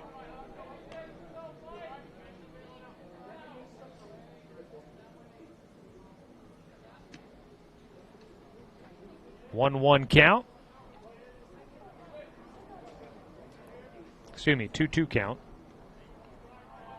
1 away. Stoffel pulls it towards short, picked up on 1 hop by Burgos. His throw to first for the second out is in time. 6-3 the put out. 2 down. Jonathan Stone moves up to third, but 2 away. And Brett Narkowitz will need to drive in Jonathan Stone with a base hit here or an error. A lot of ways to try and score from third, but Docs with 2 outs, limited on the possibilities. Sacrifice fly would have been the preferred way to possibly get a run in. But you got to have less than 2 outs for that, as we all know. Strike one taken by Narkowitz, who stands in for the first time tonight. Took over for Drake Bourgeois in left field. Drake was 1 for 2 with a 2-run single to left field back in the first that got the Docs on the board. The 0-1 to Narkowitz outside for a 1-1 count.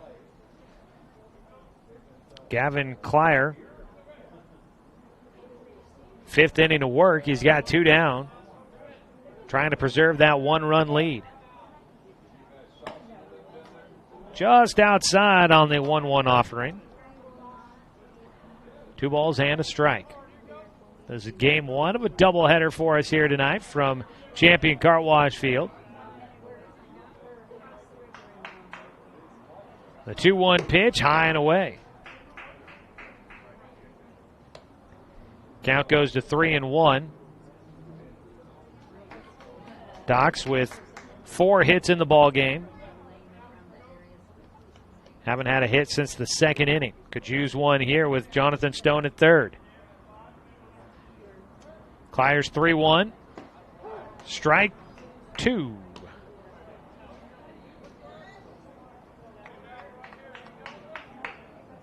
So we go to a full count with 2 down.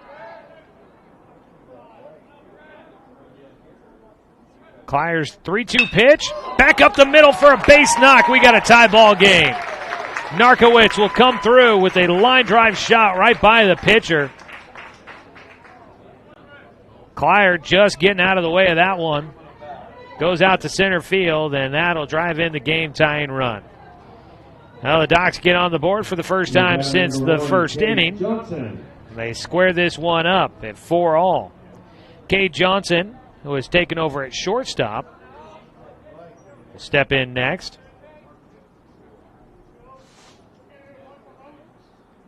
First pitch to Johnson. He's way out in front on a breaking ball for strike 1.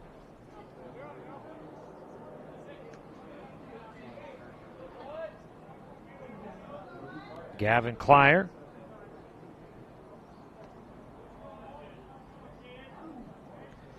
Oh, 1 pitch, another breaking ball. Read it in the dirt. Into second base will go Narkowitz. So he takes second, but at the dish, Cade Johnson has gone flailing after a couple of breaking balls.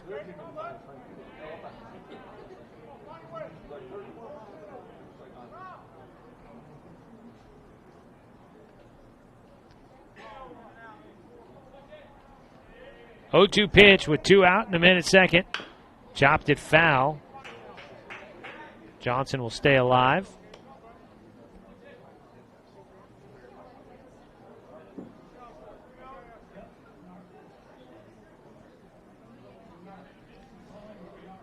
Class of 2021, Gavin Klyer, out of Grant High School.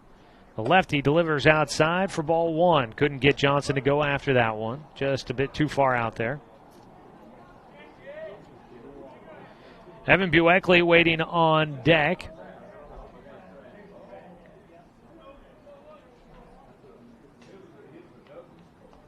Group of youngsters now here at the bottom of the lineup. Ball fouled off again by Johnson. He's got Narkowitz in the 7th spot, class of 2021. Johnson in the 8th spot, class of 2022. And Evan Bueckley waiting on deck, class of 2022 as well. Some of the youngsters on this Docs team.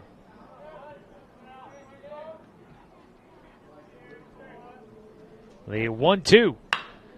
Pulled foul down the third base side, just past Coach Jeremiah Robbins down there.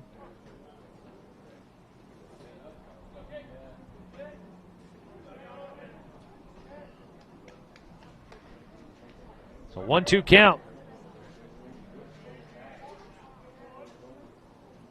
Clyers pitch. High. Held up. And he did not go around. 2-2 count for Johnson.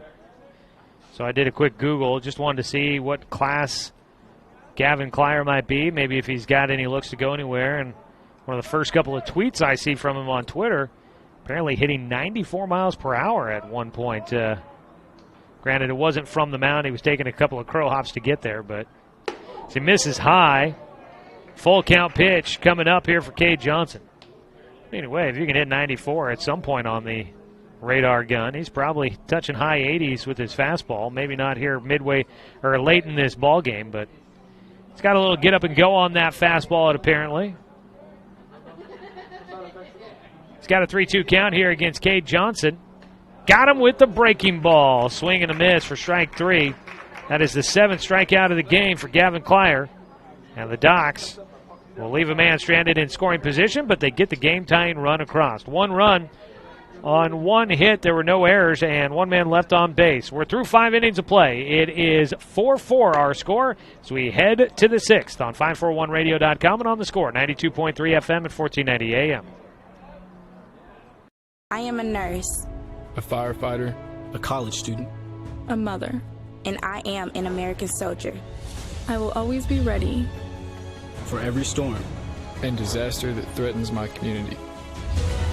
I will always be there to protect my neighbors. My family. And my country. We are the Army National Guard. We are the Army National Guard. We are the Army National Guard. Visit nationalguard.com to learn more about part-time service. What rhymes with great? Participate. Where does greatness start? Here, in the classroom. On the stage. In the pool. On the field. Where will your greatness take you? To better grades.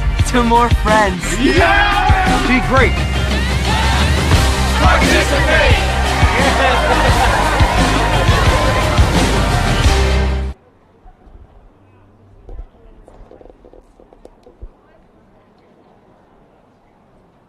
Start the 6th inning with Henry Brockmiller on to bat first. Brockmiller will take inside for ball 1. He is 1 for 2 tonight, and he faces Ever Lamb for the first time this evening. Joey Keyran back here with you on this 4th of July weekend, bringing you some Docs baseball on the radio, our final day here of the 4th of July tournament. 2-0 count for Brockmiller. Ever Lamb delivers. That ball hit over the top of Evan Bueckley at second into right field for a base knock. Second hit of the game for Brockmiller. And Henry will get on to start things off here in the 6th inning. 1 on, nobody out. Joe Brockmiller will bat. 0 for 2 in this game for Joe Brockmiller. Last time up, he grounded out to second base. Ever Lamb on in relief of Logan Klopfenstein. Now has a chance to possibly work his way into a win. Squaring to bunt. Taking back, Joe Brockmiller will let that breaking ball end up in the dirt. So far, Ever Lamb has faced now 5 hitters. This is his 6th batter. He has given up on now 1 hit. That was the first hit of the game against Ever Lamb. The 1-0, squaring to bunt, fought it off first base side. It'll go foul.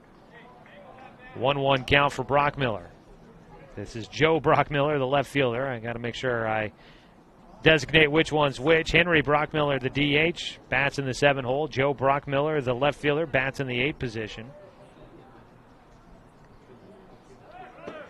Runner swung on and missed for a strike. Throw down to second. Got him stealing. Did he hang on to the baseball? Yes! Took a while to get the call. But Henry Brockmiller thrown out at second base, caught stealing.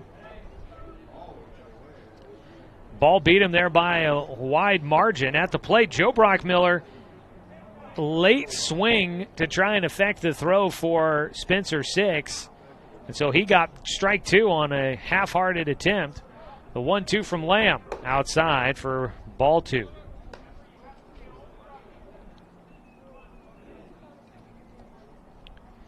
Base is empty with 1 out now. Spencer's been right on target with his throws. That time was able to get it there ahead of the runner. The 2-2. Strike 3 called. Goes down looking. Ever Lamb will get his second strikeout of the game for the second out here in the 6th. Strikeouts brought to you by MSK and True Value and Building Supply. It won't strike out when looking for tools and materials needed for your next project. MSK True Value and Building Supply, located in Myrtle Creek in Tri-City. Both strikeouts have been looking for Ever Lamb, and he gets the first pitch strike against Caden Siegel.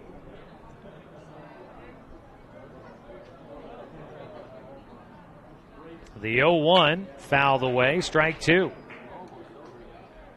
So Ever Lamb, a little bit of juice here for the Docs out there on the mound, getting a big strikeout.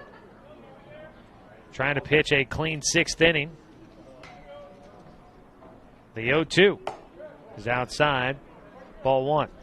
Lamb put a runner on in the fifth inning. So back-to-back innings here. The leadoff runner's gotten on against Ever Lamb, but both times the runner's been cut down on the base paths. The 1-2 lifted left field. That ball's going to drop in. Narkowitz running. That one hits the fence. It'll be extra bases for Siegel. And he's in with a stand-up double. Keep the inning going. Going to say that Ever Lamb has a chance after putting the leadoff runner on in back-to-back innings. Might have had a chance to get three runners up, three runners down, but that double by the catcher, Caden Siegel, will take that away, and we go back to the top of the lineup. A pinch runner will come on for the catcher. Spencer Scott will bat.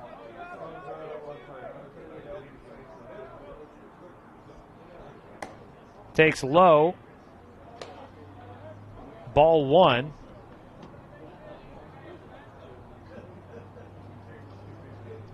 Ball one here to Scott, who's been on base three times. He's walked his last two at-bats. Had a single in the first. He takes low and inside for ball two.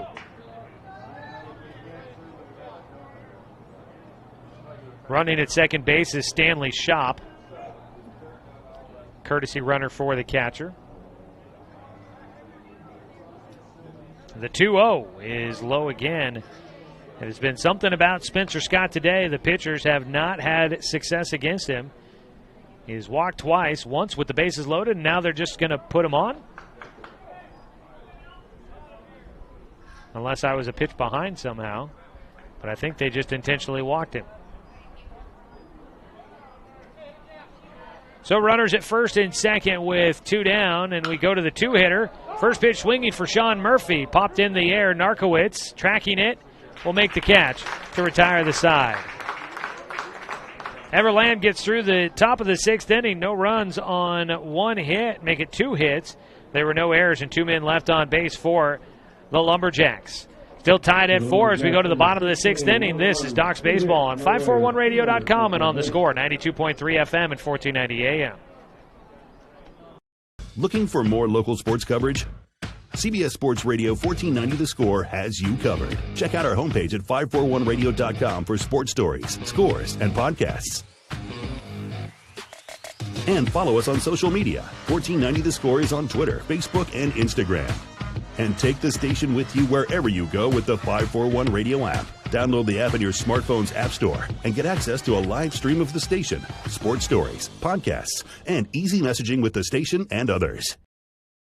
This is Ducks Baseball on Douglas County's Home for Sports, The Score. Today's broadcast is made possible through the generous sponsorship of these local businesses.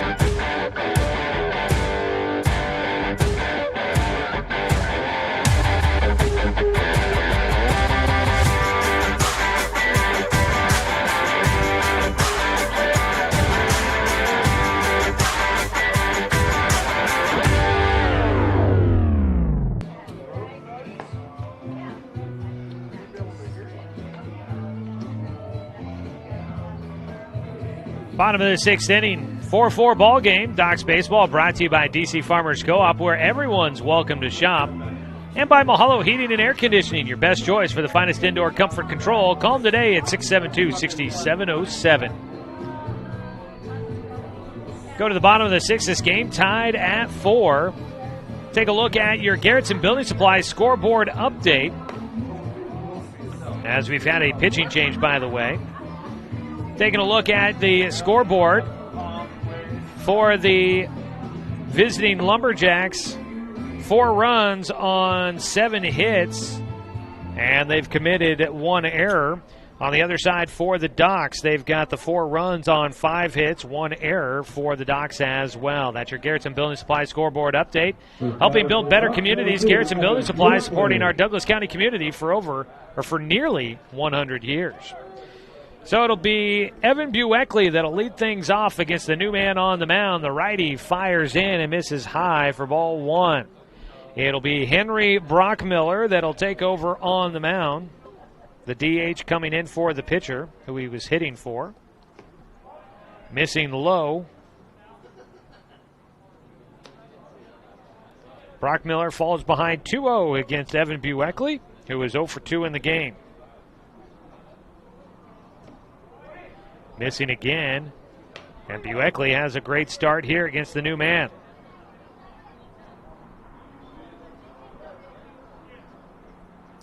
The 3-0 pitch is in there for strike one.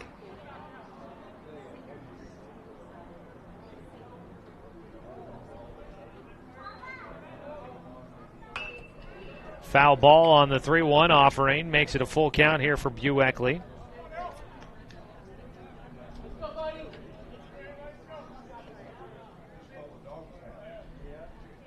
Three-2 pitch. Strike three called. Bueckley will go down looking.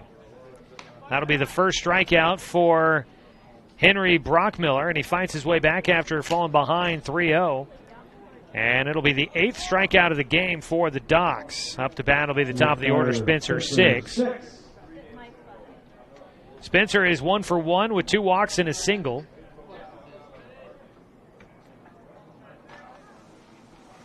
The first at bat, or the first pitch to him of the at bat, is inside for ball 1.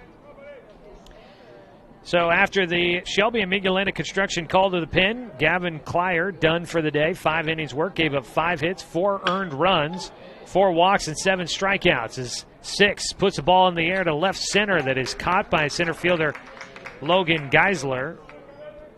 2 down now for the Docs, and it'll be Jacob Luther to bat with nobody on. Batting number 12, Jacob Luther. So 5 innings, 5 hits, 4 runs, 4 walks, and 7 strikeouts for Gavin Klyer, but he will exit with a no decision. First pitch misses for ball 1 to Jacob Luther.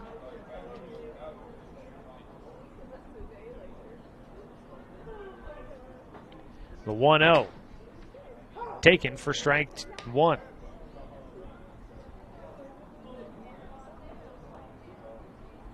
Brockmiller, after a shaky start against Evan Bueckley, he's looking to make it a 1-2-3 inning. He misses in the dirt. 2 balls and a strike for Luther. Jacob is 1 for 2 today. Struck out swinging back in the 4th against Gavin Klyer. Fouls this one back for strike 2.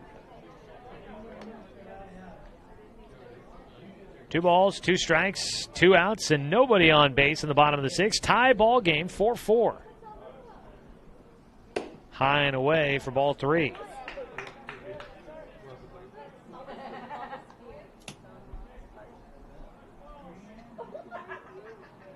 Out of the windup, the full count pitch. Luther fights off a high breaking ball to stay alive.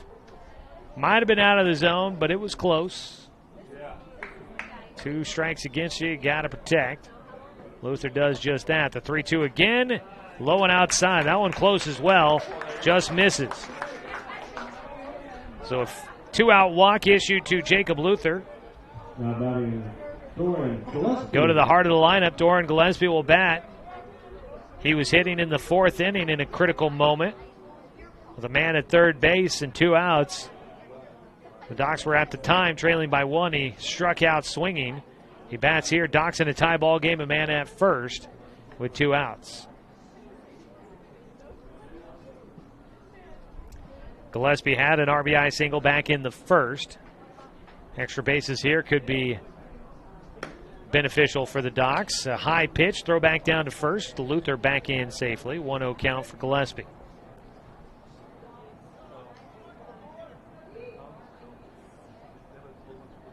One ball, no strikes.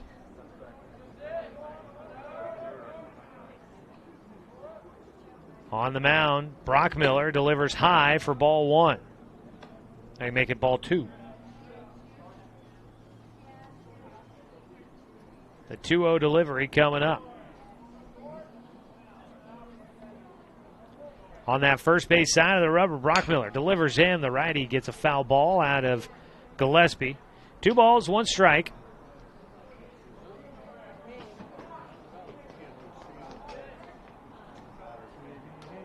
Brockmiller will step off as Gillespie takes his time, stepping into the box.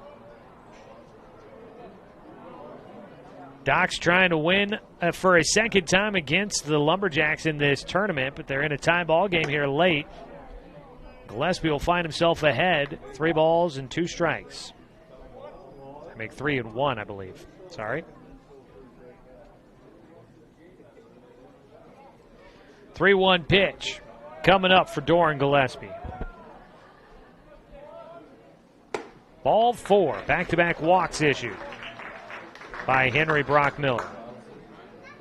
Luther goes to second, Gillespie on at first. Jonathan Stone will bat. The DH is 0 for 2 in the game. Walked in the 5th inning and eventually came around to score on a single by Brett Narkowitz to tie this game up.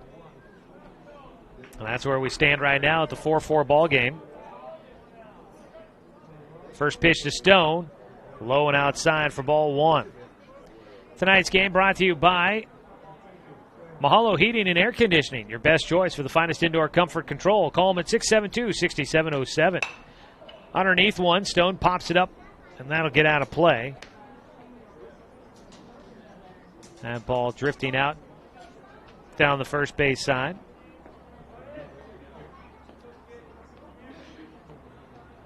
One count.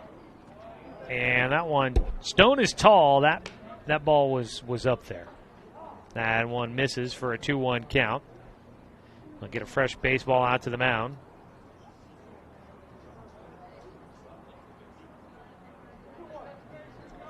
Two balls, 1 strike. Runners at first and second. Stone, third base side foul. Chops that one into foul territory. They even up the count. 2 balls, 2 strikes.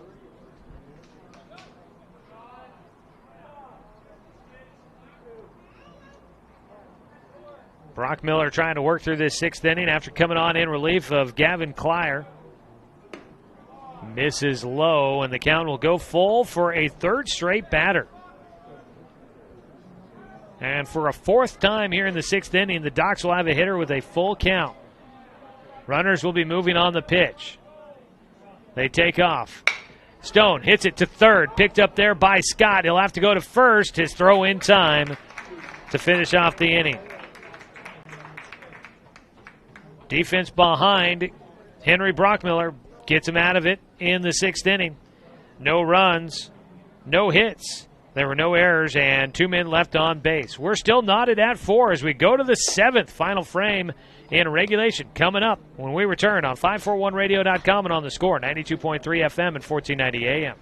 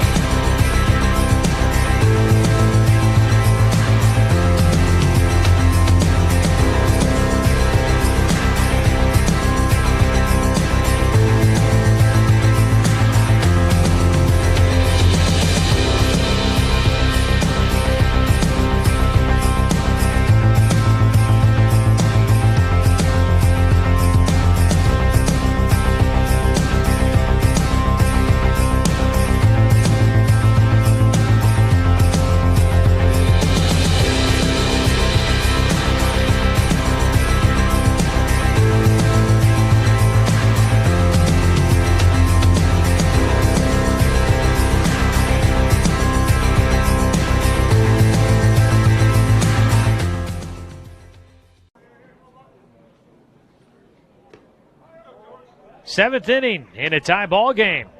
Comes down to this here for these two teams if they want to win it in regulation. 1-0 count for Nolan Miga, who will lead things off. He took in the dirt from Ever Lamb as we start the 7th. Ground ball, this I think is going to be Jordan Williams that'll bat for Nolan Miga. And the pinch hitter, Jordan Williams, will rip one into right center past the second baseman.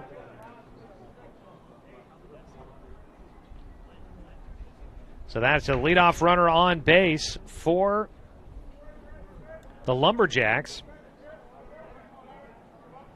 And that's the go-ahead run that could represent the game-winning run.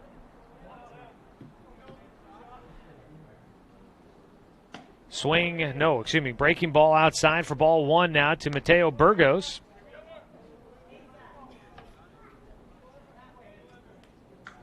One-0 count.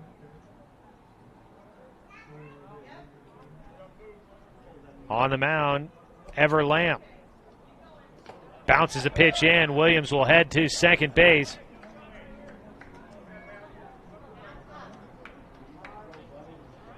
Two balls, no strikes against Mateo Burgos, and the go-ahead run now at second base after the wild pitch.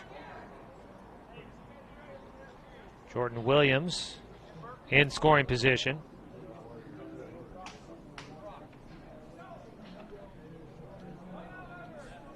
Williams will take his lead out at second base, representing the go-ahead run.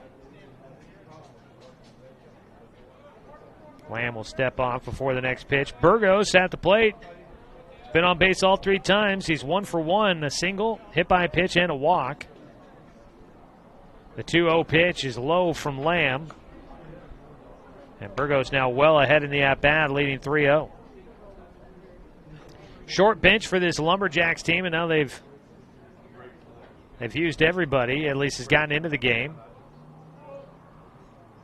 The 3-0 pitch hit the outside corner for strike one to keep the at-bat alive.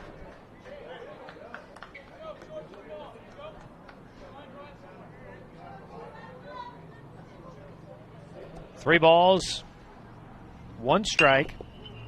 Ball fouled away. The count goes full.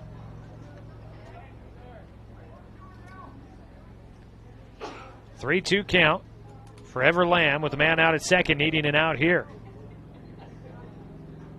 Swing and a miss. Big strikeout there for Ever Lamb. His third of the game. It's another MSK True Value and Building Supply strikeout.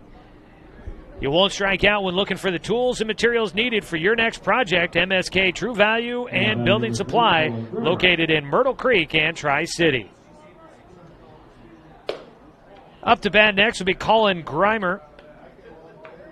He is 0 for 2 in the game with a walk back in the second inning. He takes the pitch high for ball one.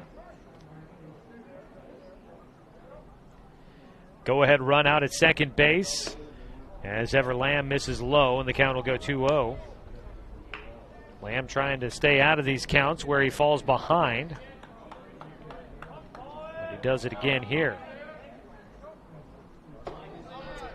Strike across on the 2-0 pitch. Grimer looked back. I don't think he was necessarily expecting that strike call. 2-1 delivery here for Lamb is high, and the count goes to 3-1. Going to the bottom of the lineup here, you've got the dangerous Logan Geisler waiting on deck. He is 2 for 3 with 2 RBI. A 3-1 pitch, fouled away, and we go to another full count. 3 balls, 2 strikes.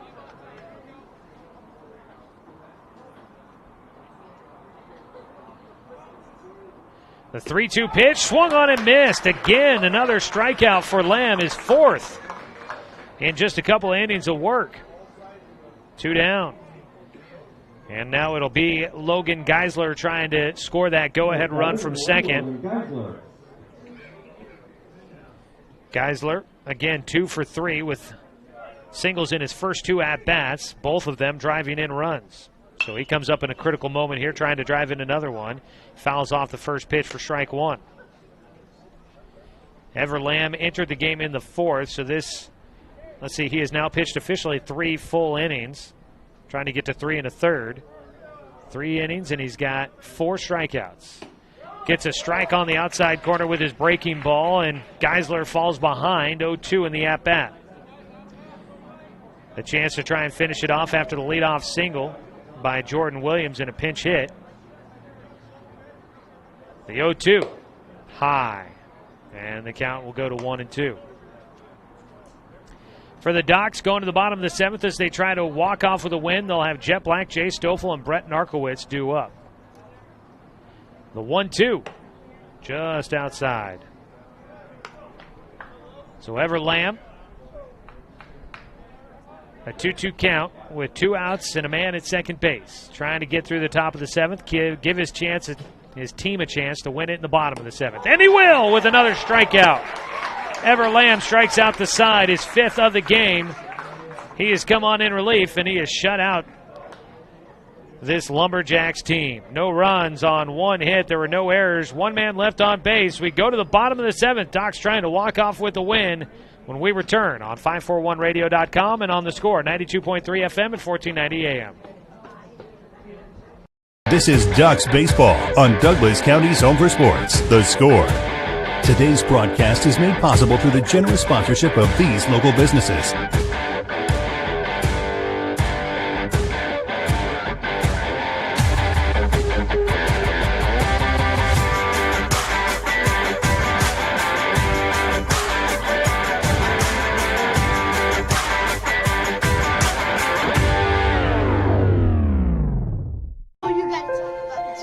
The innocence of youth.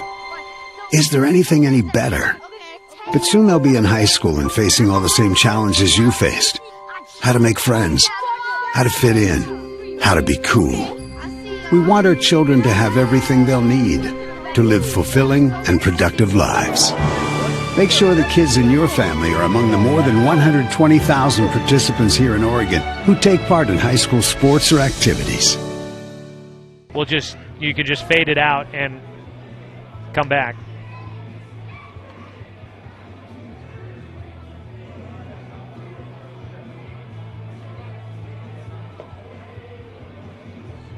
Go to the bottom of the 7th inning. Docs in a tie ball game with the Lumberjacks. It's 4-4 our score going to the 7th, and the Docs a chance to try and walk off with a win. Again, they will go to Jet Black, Jay Stoffel, and Brett Narkowitz. The 3 hitters due up. Jet Black is 0 for 3 in this ball game. He stands in to start the 7th inning. First pitch from Henry Brockmiller is in for strike 1. Docs Baseball tonight brought to you by Flyway Travel. Book your travel plans with their travel experts. Now located at 1445 West Harvard Avenue in Roseburg. Pitch low for a 1-1 count to Jet. Brockmiller's 1-1 offering way high. 2-1 count. Docs just need 1. The 2-1 pitch, outside and low. No action in either bullpen. Final 2 games here of this 4th of July tournament. Game 1 of a doubleheader between the Docs and the Lumberjacks. Ground ball, chopper, third base side, picked up by Scott, over to Miga for the out. Actually, Jordan Williams will take over at first as he stays in the game. So Williams takes it there on the 5-3 putout. 1 down. Jay Stoffel will bat. He is 0 for 2 with a walk in the first inning. He has grounded out twice to third and short.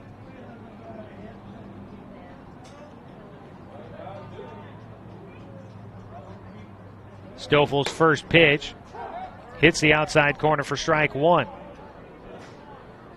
Jace facing the new pitcher, Henry Brockmiller, for the first time.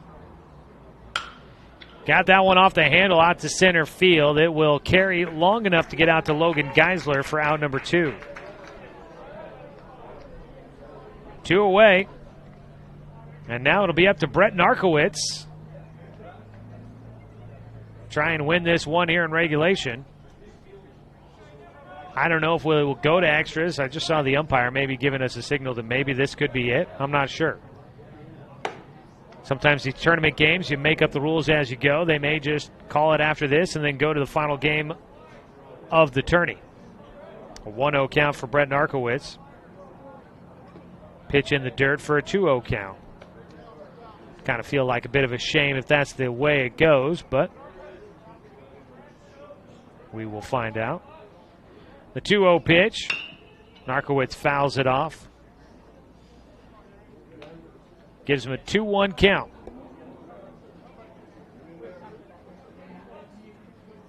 On the mound, Henry Brockmiller had taken over for Gavin Klyer.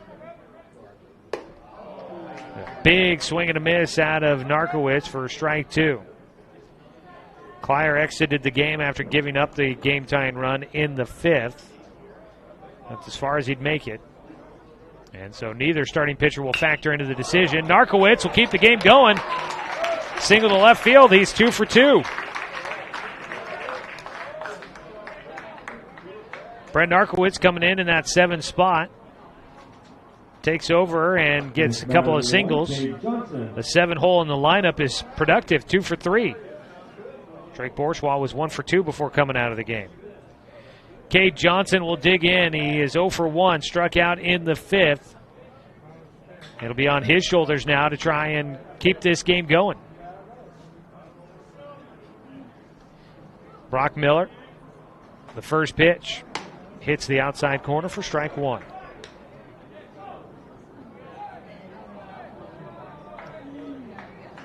So the 0-1 pitch.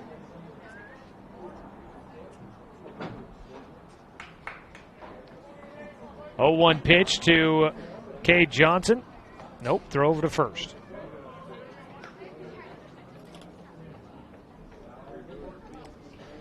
Brock Miller trying to close out the 7th inning with 2 outs. He's got a man at first, though. Pitch to Johnson, a big swing and a miss. Throw to second. They got him off the bag, and that'll finish off the 7th inning. Narkowitz is picked off with Johnson at the plate. And that finishes out the 7th inning. And we will continue on. They go to the top of the 8th inning. Our game tied at 4. Extra innings in Game 1 of our doubleheader here on 541radio.com and on the Score, 92.3 FM at 1490 AM.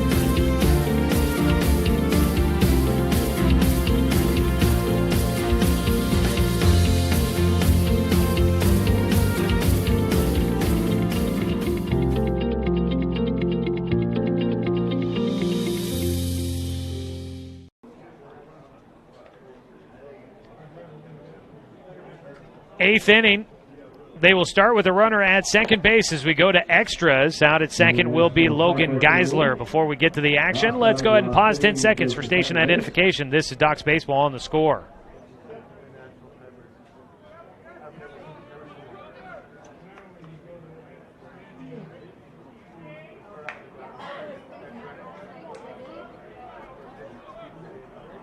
Ever Lamb will face off against Henry Brockmiller to lead off the 8th inning. First pitch swinging, and it's into right field.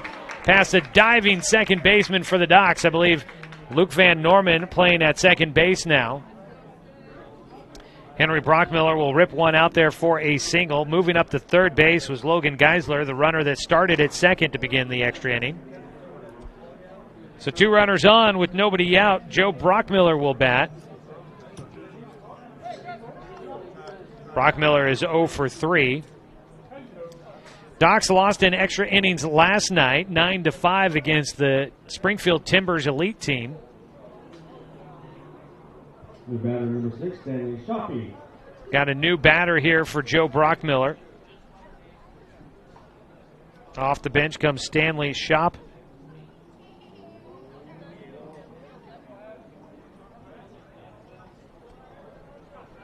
The corners will play in. Runner heading for second. No throw by Spencer Six. So in will go Henry Brockmiller. And now the infield will play all the way in. They're playing up the middle. They were playing back a little bit, and they will now intentionally walk Shop. So the base is loaded with nobody out. And it'll bring up Caden Siegel, the catcher. I want to say they did intentionally walk a batter in the 8th inning last night to load the bases against that Timbers team. Did not work out well for the Docs in that situation. They'll try here. Ever Lamb facing a jam here in a 4-4 ball game. That runner at second base has definitely made life interesting in these extra inning games.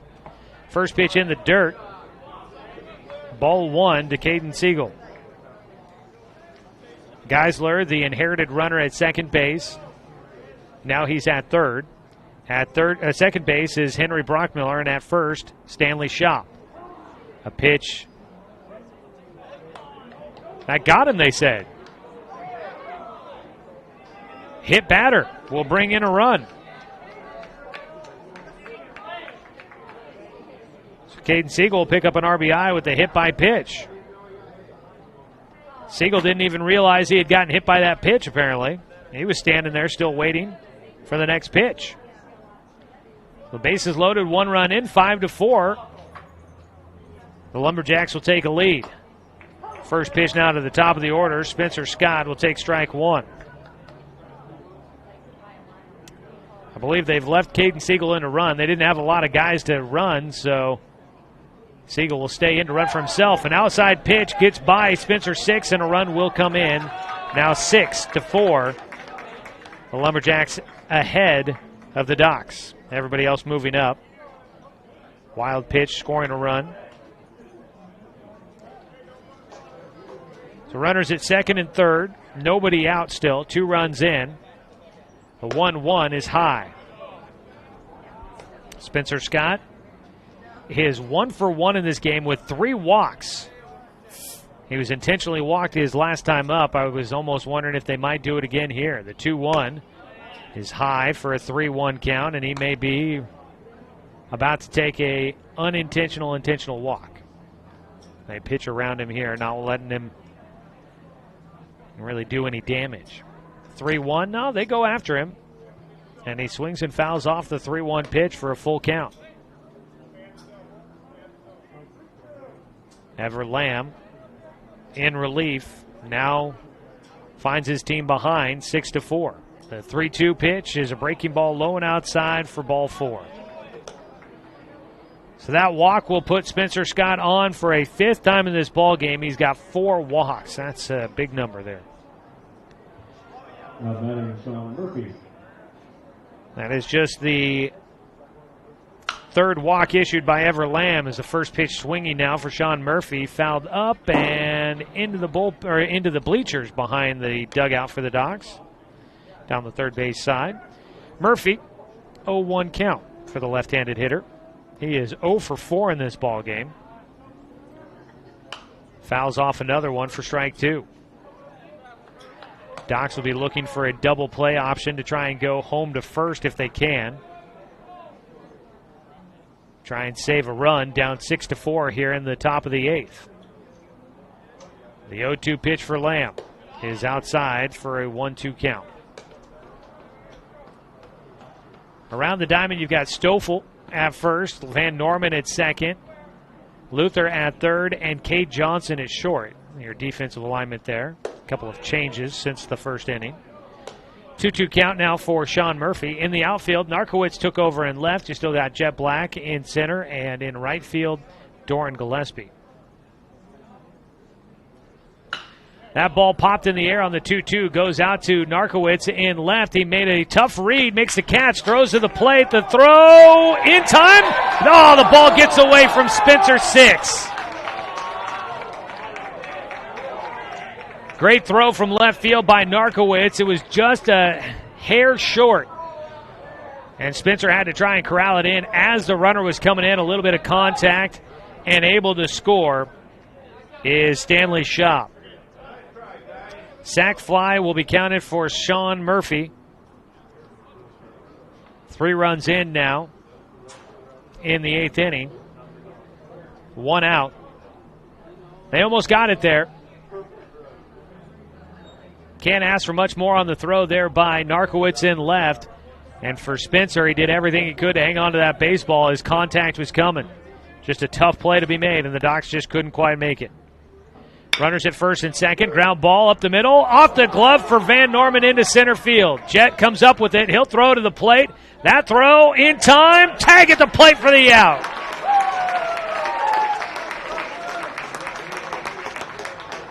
Courtesy runner had come into the game for Caden Siegel out at second. Running was Nolan Miga, who had come out of the game, and he is out at the plate. Jordan Williams reaching on the error. He's at first, and up to second base went Spencer Scott.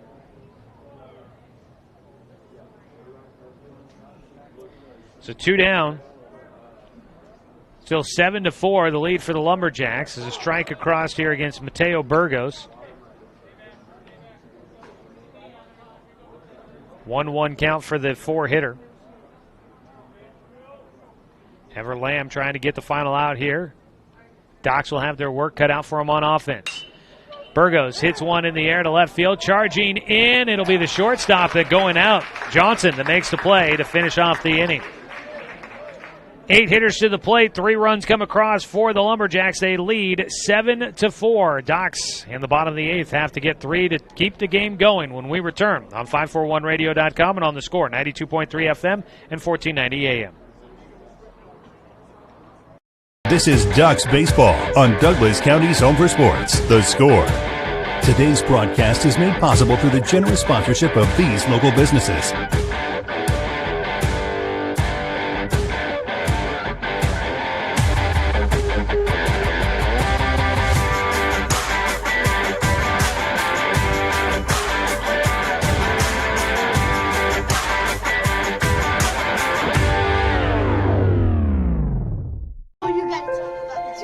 The innocence of youth. Is there anything any better? But soon they'll be in high school and facing all the same challenges you faced. How to make friends, how to fit in, how to be cool. We want our children to have everything they'll need to live fulfilling and productive lives. Make sure the kids in your family are among the more than 120,000 participants here in Oregon who take part in high school sports or activities.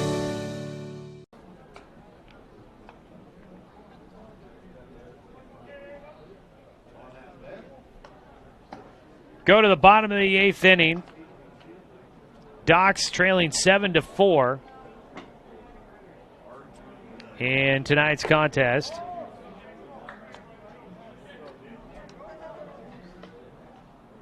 And they have got to get 3 runs here to keep this game going. 4 would give them a win. They will start with a runner at second base. That's going to be Brett Narkowitz. Extra inning rules put a runner at second to start immediately. Cade Johnson leading things off. He is 0 for 1 in the game. He was at the plate when Brett Narkowitz was picked off at first to end the 7th inning.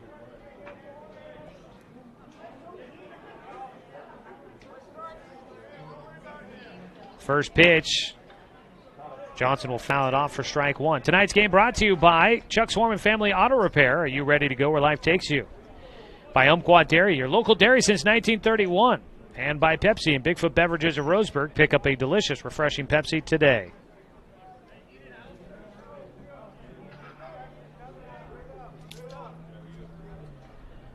The 0-1 here for Johnson with a man in scoring position.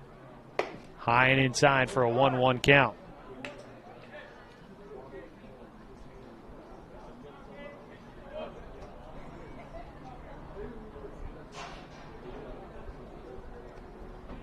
One delivery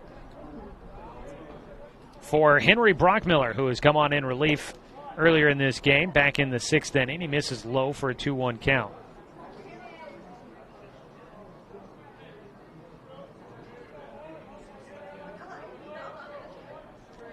Two balls and a strike. And it is high for a 3-1 count. The Docs hoping to capitalize here in this 7th, or make it this 8th inning. They lost last night after giving up a big 8th inning against the Springfield Timbers Elite. They are trying to keep themselves in this one. Pitch in the dirt, and it will be a walk to Cade Johnson. So runners at first and second with nobody out. And it'll be Luke Van Norman to bat, the left-handed hitting second baseman. Now batting Luke Van Norman. Van Norman his first at-bat of the night. He entered into the game defensively in the 7th at second base. Hits one out towards center field, going back. Geisler, this one over his head. Going to carry all the way deep into center field. 1 run will come in. Geisler did a great job to get back to that one quickly. I thought that was going to roll further, but it is a double for Luke Van Norman, scoring 1 run. First extra base hit of the game for the Docs. Scoring was Brett Narkowitz from second. Cade Johnson made it all the way to third, got the stop signal from Coach Jeremiah Robbins. An RBI double for Luke Van Norman, gets the Docs within 2. And we're going to have a visit to the mound here by the coaching staff for the Lumberjacks. And I think we're going to have a call to the pen, which is meaning a call to the infield. Looks like they might bring the shortstop to the mound to pitch. We got a pitching change brought to you by Shelby and Migulena Construction, your local leaders for any project, big or small. Over 30 years of quality, affordable work. Call Shelby and Migulena or visit their website, webuildhouses.com.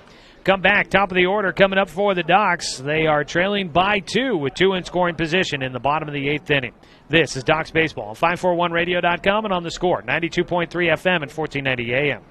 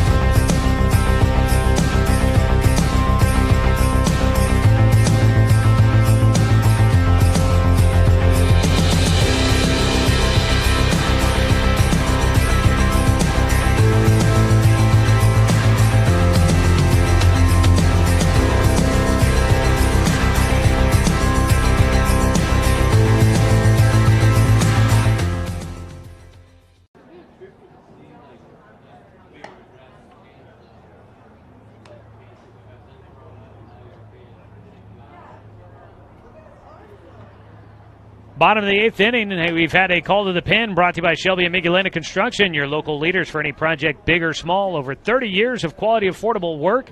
Call Shelby and Migulena or visit their website, webuildhouses.com. Here in the bottom of the 8th inning, the Docs are trailing 7-5.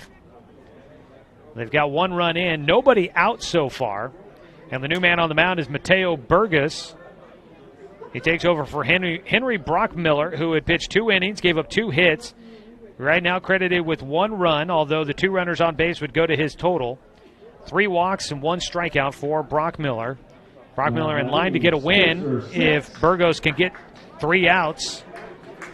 And if the Docs are able to overtake the lead in this game, Brockmiller would at least finish with a no decision. Docs can only tie the game with the runners that Brockmiller left on base. So Mateo Burgess comes from shortstop to go to the mound. I think Brockmiller went to third, and third baseman Spencer Scott, I think, went to short. Tonight's game brought to you by Abby's Legendary Pizza. At the plate, Spencer 6 will bat. Burgos gets the first pitch across for strike 1 on the outside corner. Spencer is 1 for 2 tonight. A single, 2 walks, and his last at-bat was a fly ball out to center. The 0-1 from Burgos. Line drive shot to right field. 1 will score. Murphy sends it back in. The second run comes in. Docs tie it up here in the 8th.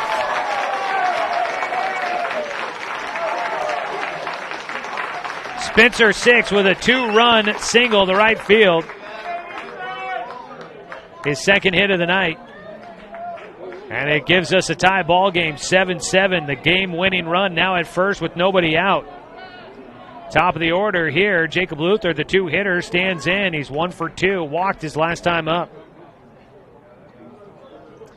So that'll close the book on Henry Brockmiller. He'll exit with a no decision. Squaring to bunt. Luther pushes it down first base side. It's picked up by Burgos, who will apply the tag. A sac bunt by Luther. And that puts Spencer 6 in scoring position. Spencer does not run for himself all that often, but the Docs have gone deep into their bench here today, so they leave him in to run. He's very capable of doing so, but as a catcher, they usually give him the chance to have a courtesy runner. Intentional walk issued to Doran Gillespie. Puts runners at first and second. Keeps a double play option available for the Docs with just one out. Jonathan Stone will bat. He is 0 for 3 today, but a big moment for the DH. First pitch is high for ball 1.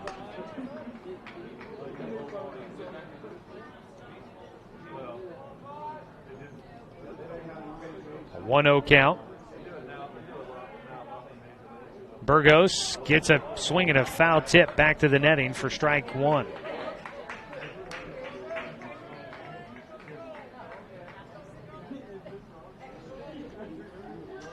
A ball and a strike with one out. At first base, Doran Gillespie. At second base, the runner that matters, Spencer 6. The 1-1 from Burgos is a swing and a miss out of Stone.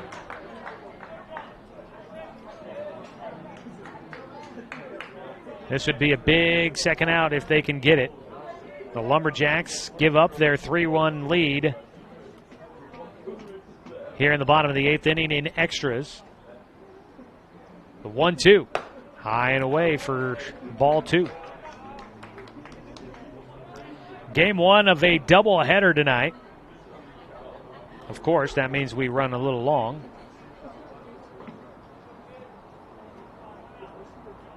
The 2-2 here from Burgos. Fouled back by Stone. He stays alive. Game 2, we expect to end with fireworks. And no, I don't mean on the field. The actual fireworks here as we celebrate on the 4th of July. This evening's game been brought to you by Cruz Farms Market, now open for the season. Don't forget the pie. 2-2, the pitch. High for a full count. Stone did walk back in the 5th inning, eventually came around to score. That was a game-tying run back at the time. Knotted us up at 4 apiece. And the top of the 8th inning, extras. The Lumberjacks scored 3 to put the pressure on the Docs, but they have answered with 3 back here in the bottom of the 8th. And the game-winning run at second with only 1 out. And the bases are loaded as the pitch high to Jonathan Stone. Bases loaded, 1 away. Jet Black looking for anything out of the infield. More than likely, that could get the job done with just 1 out. So they will play for nothing in front of them on the infield and in the outfield. They figure that if Jet can get 1 out to the middle of the outfield, it's probably a game winner, and it doesn't matter. Base hit, left field. Docs win.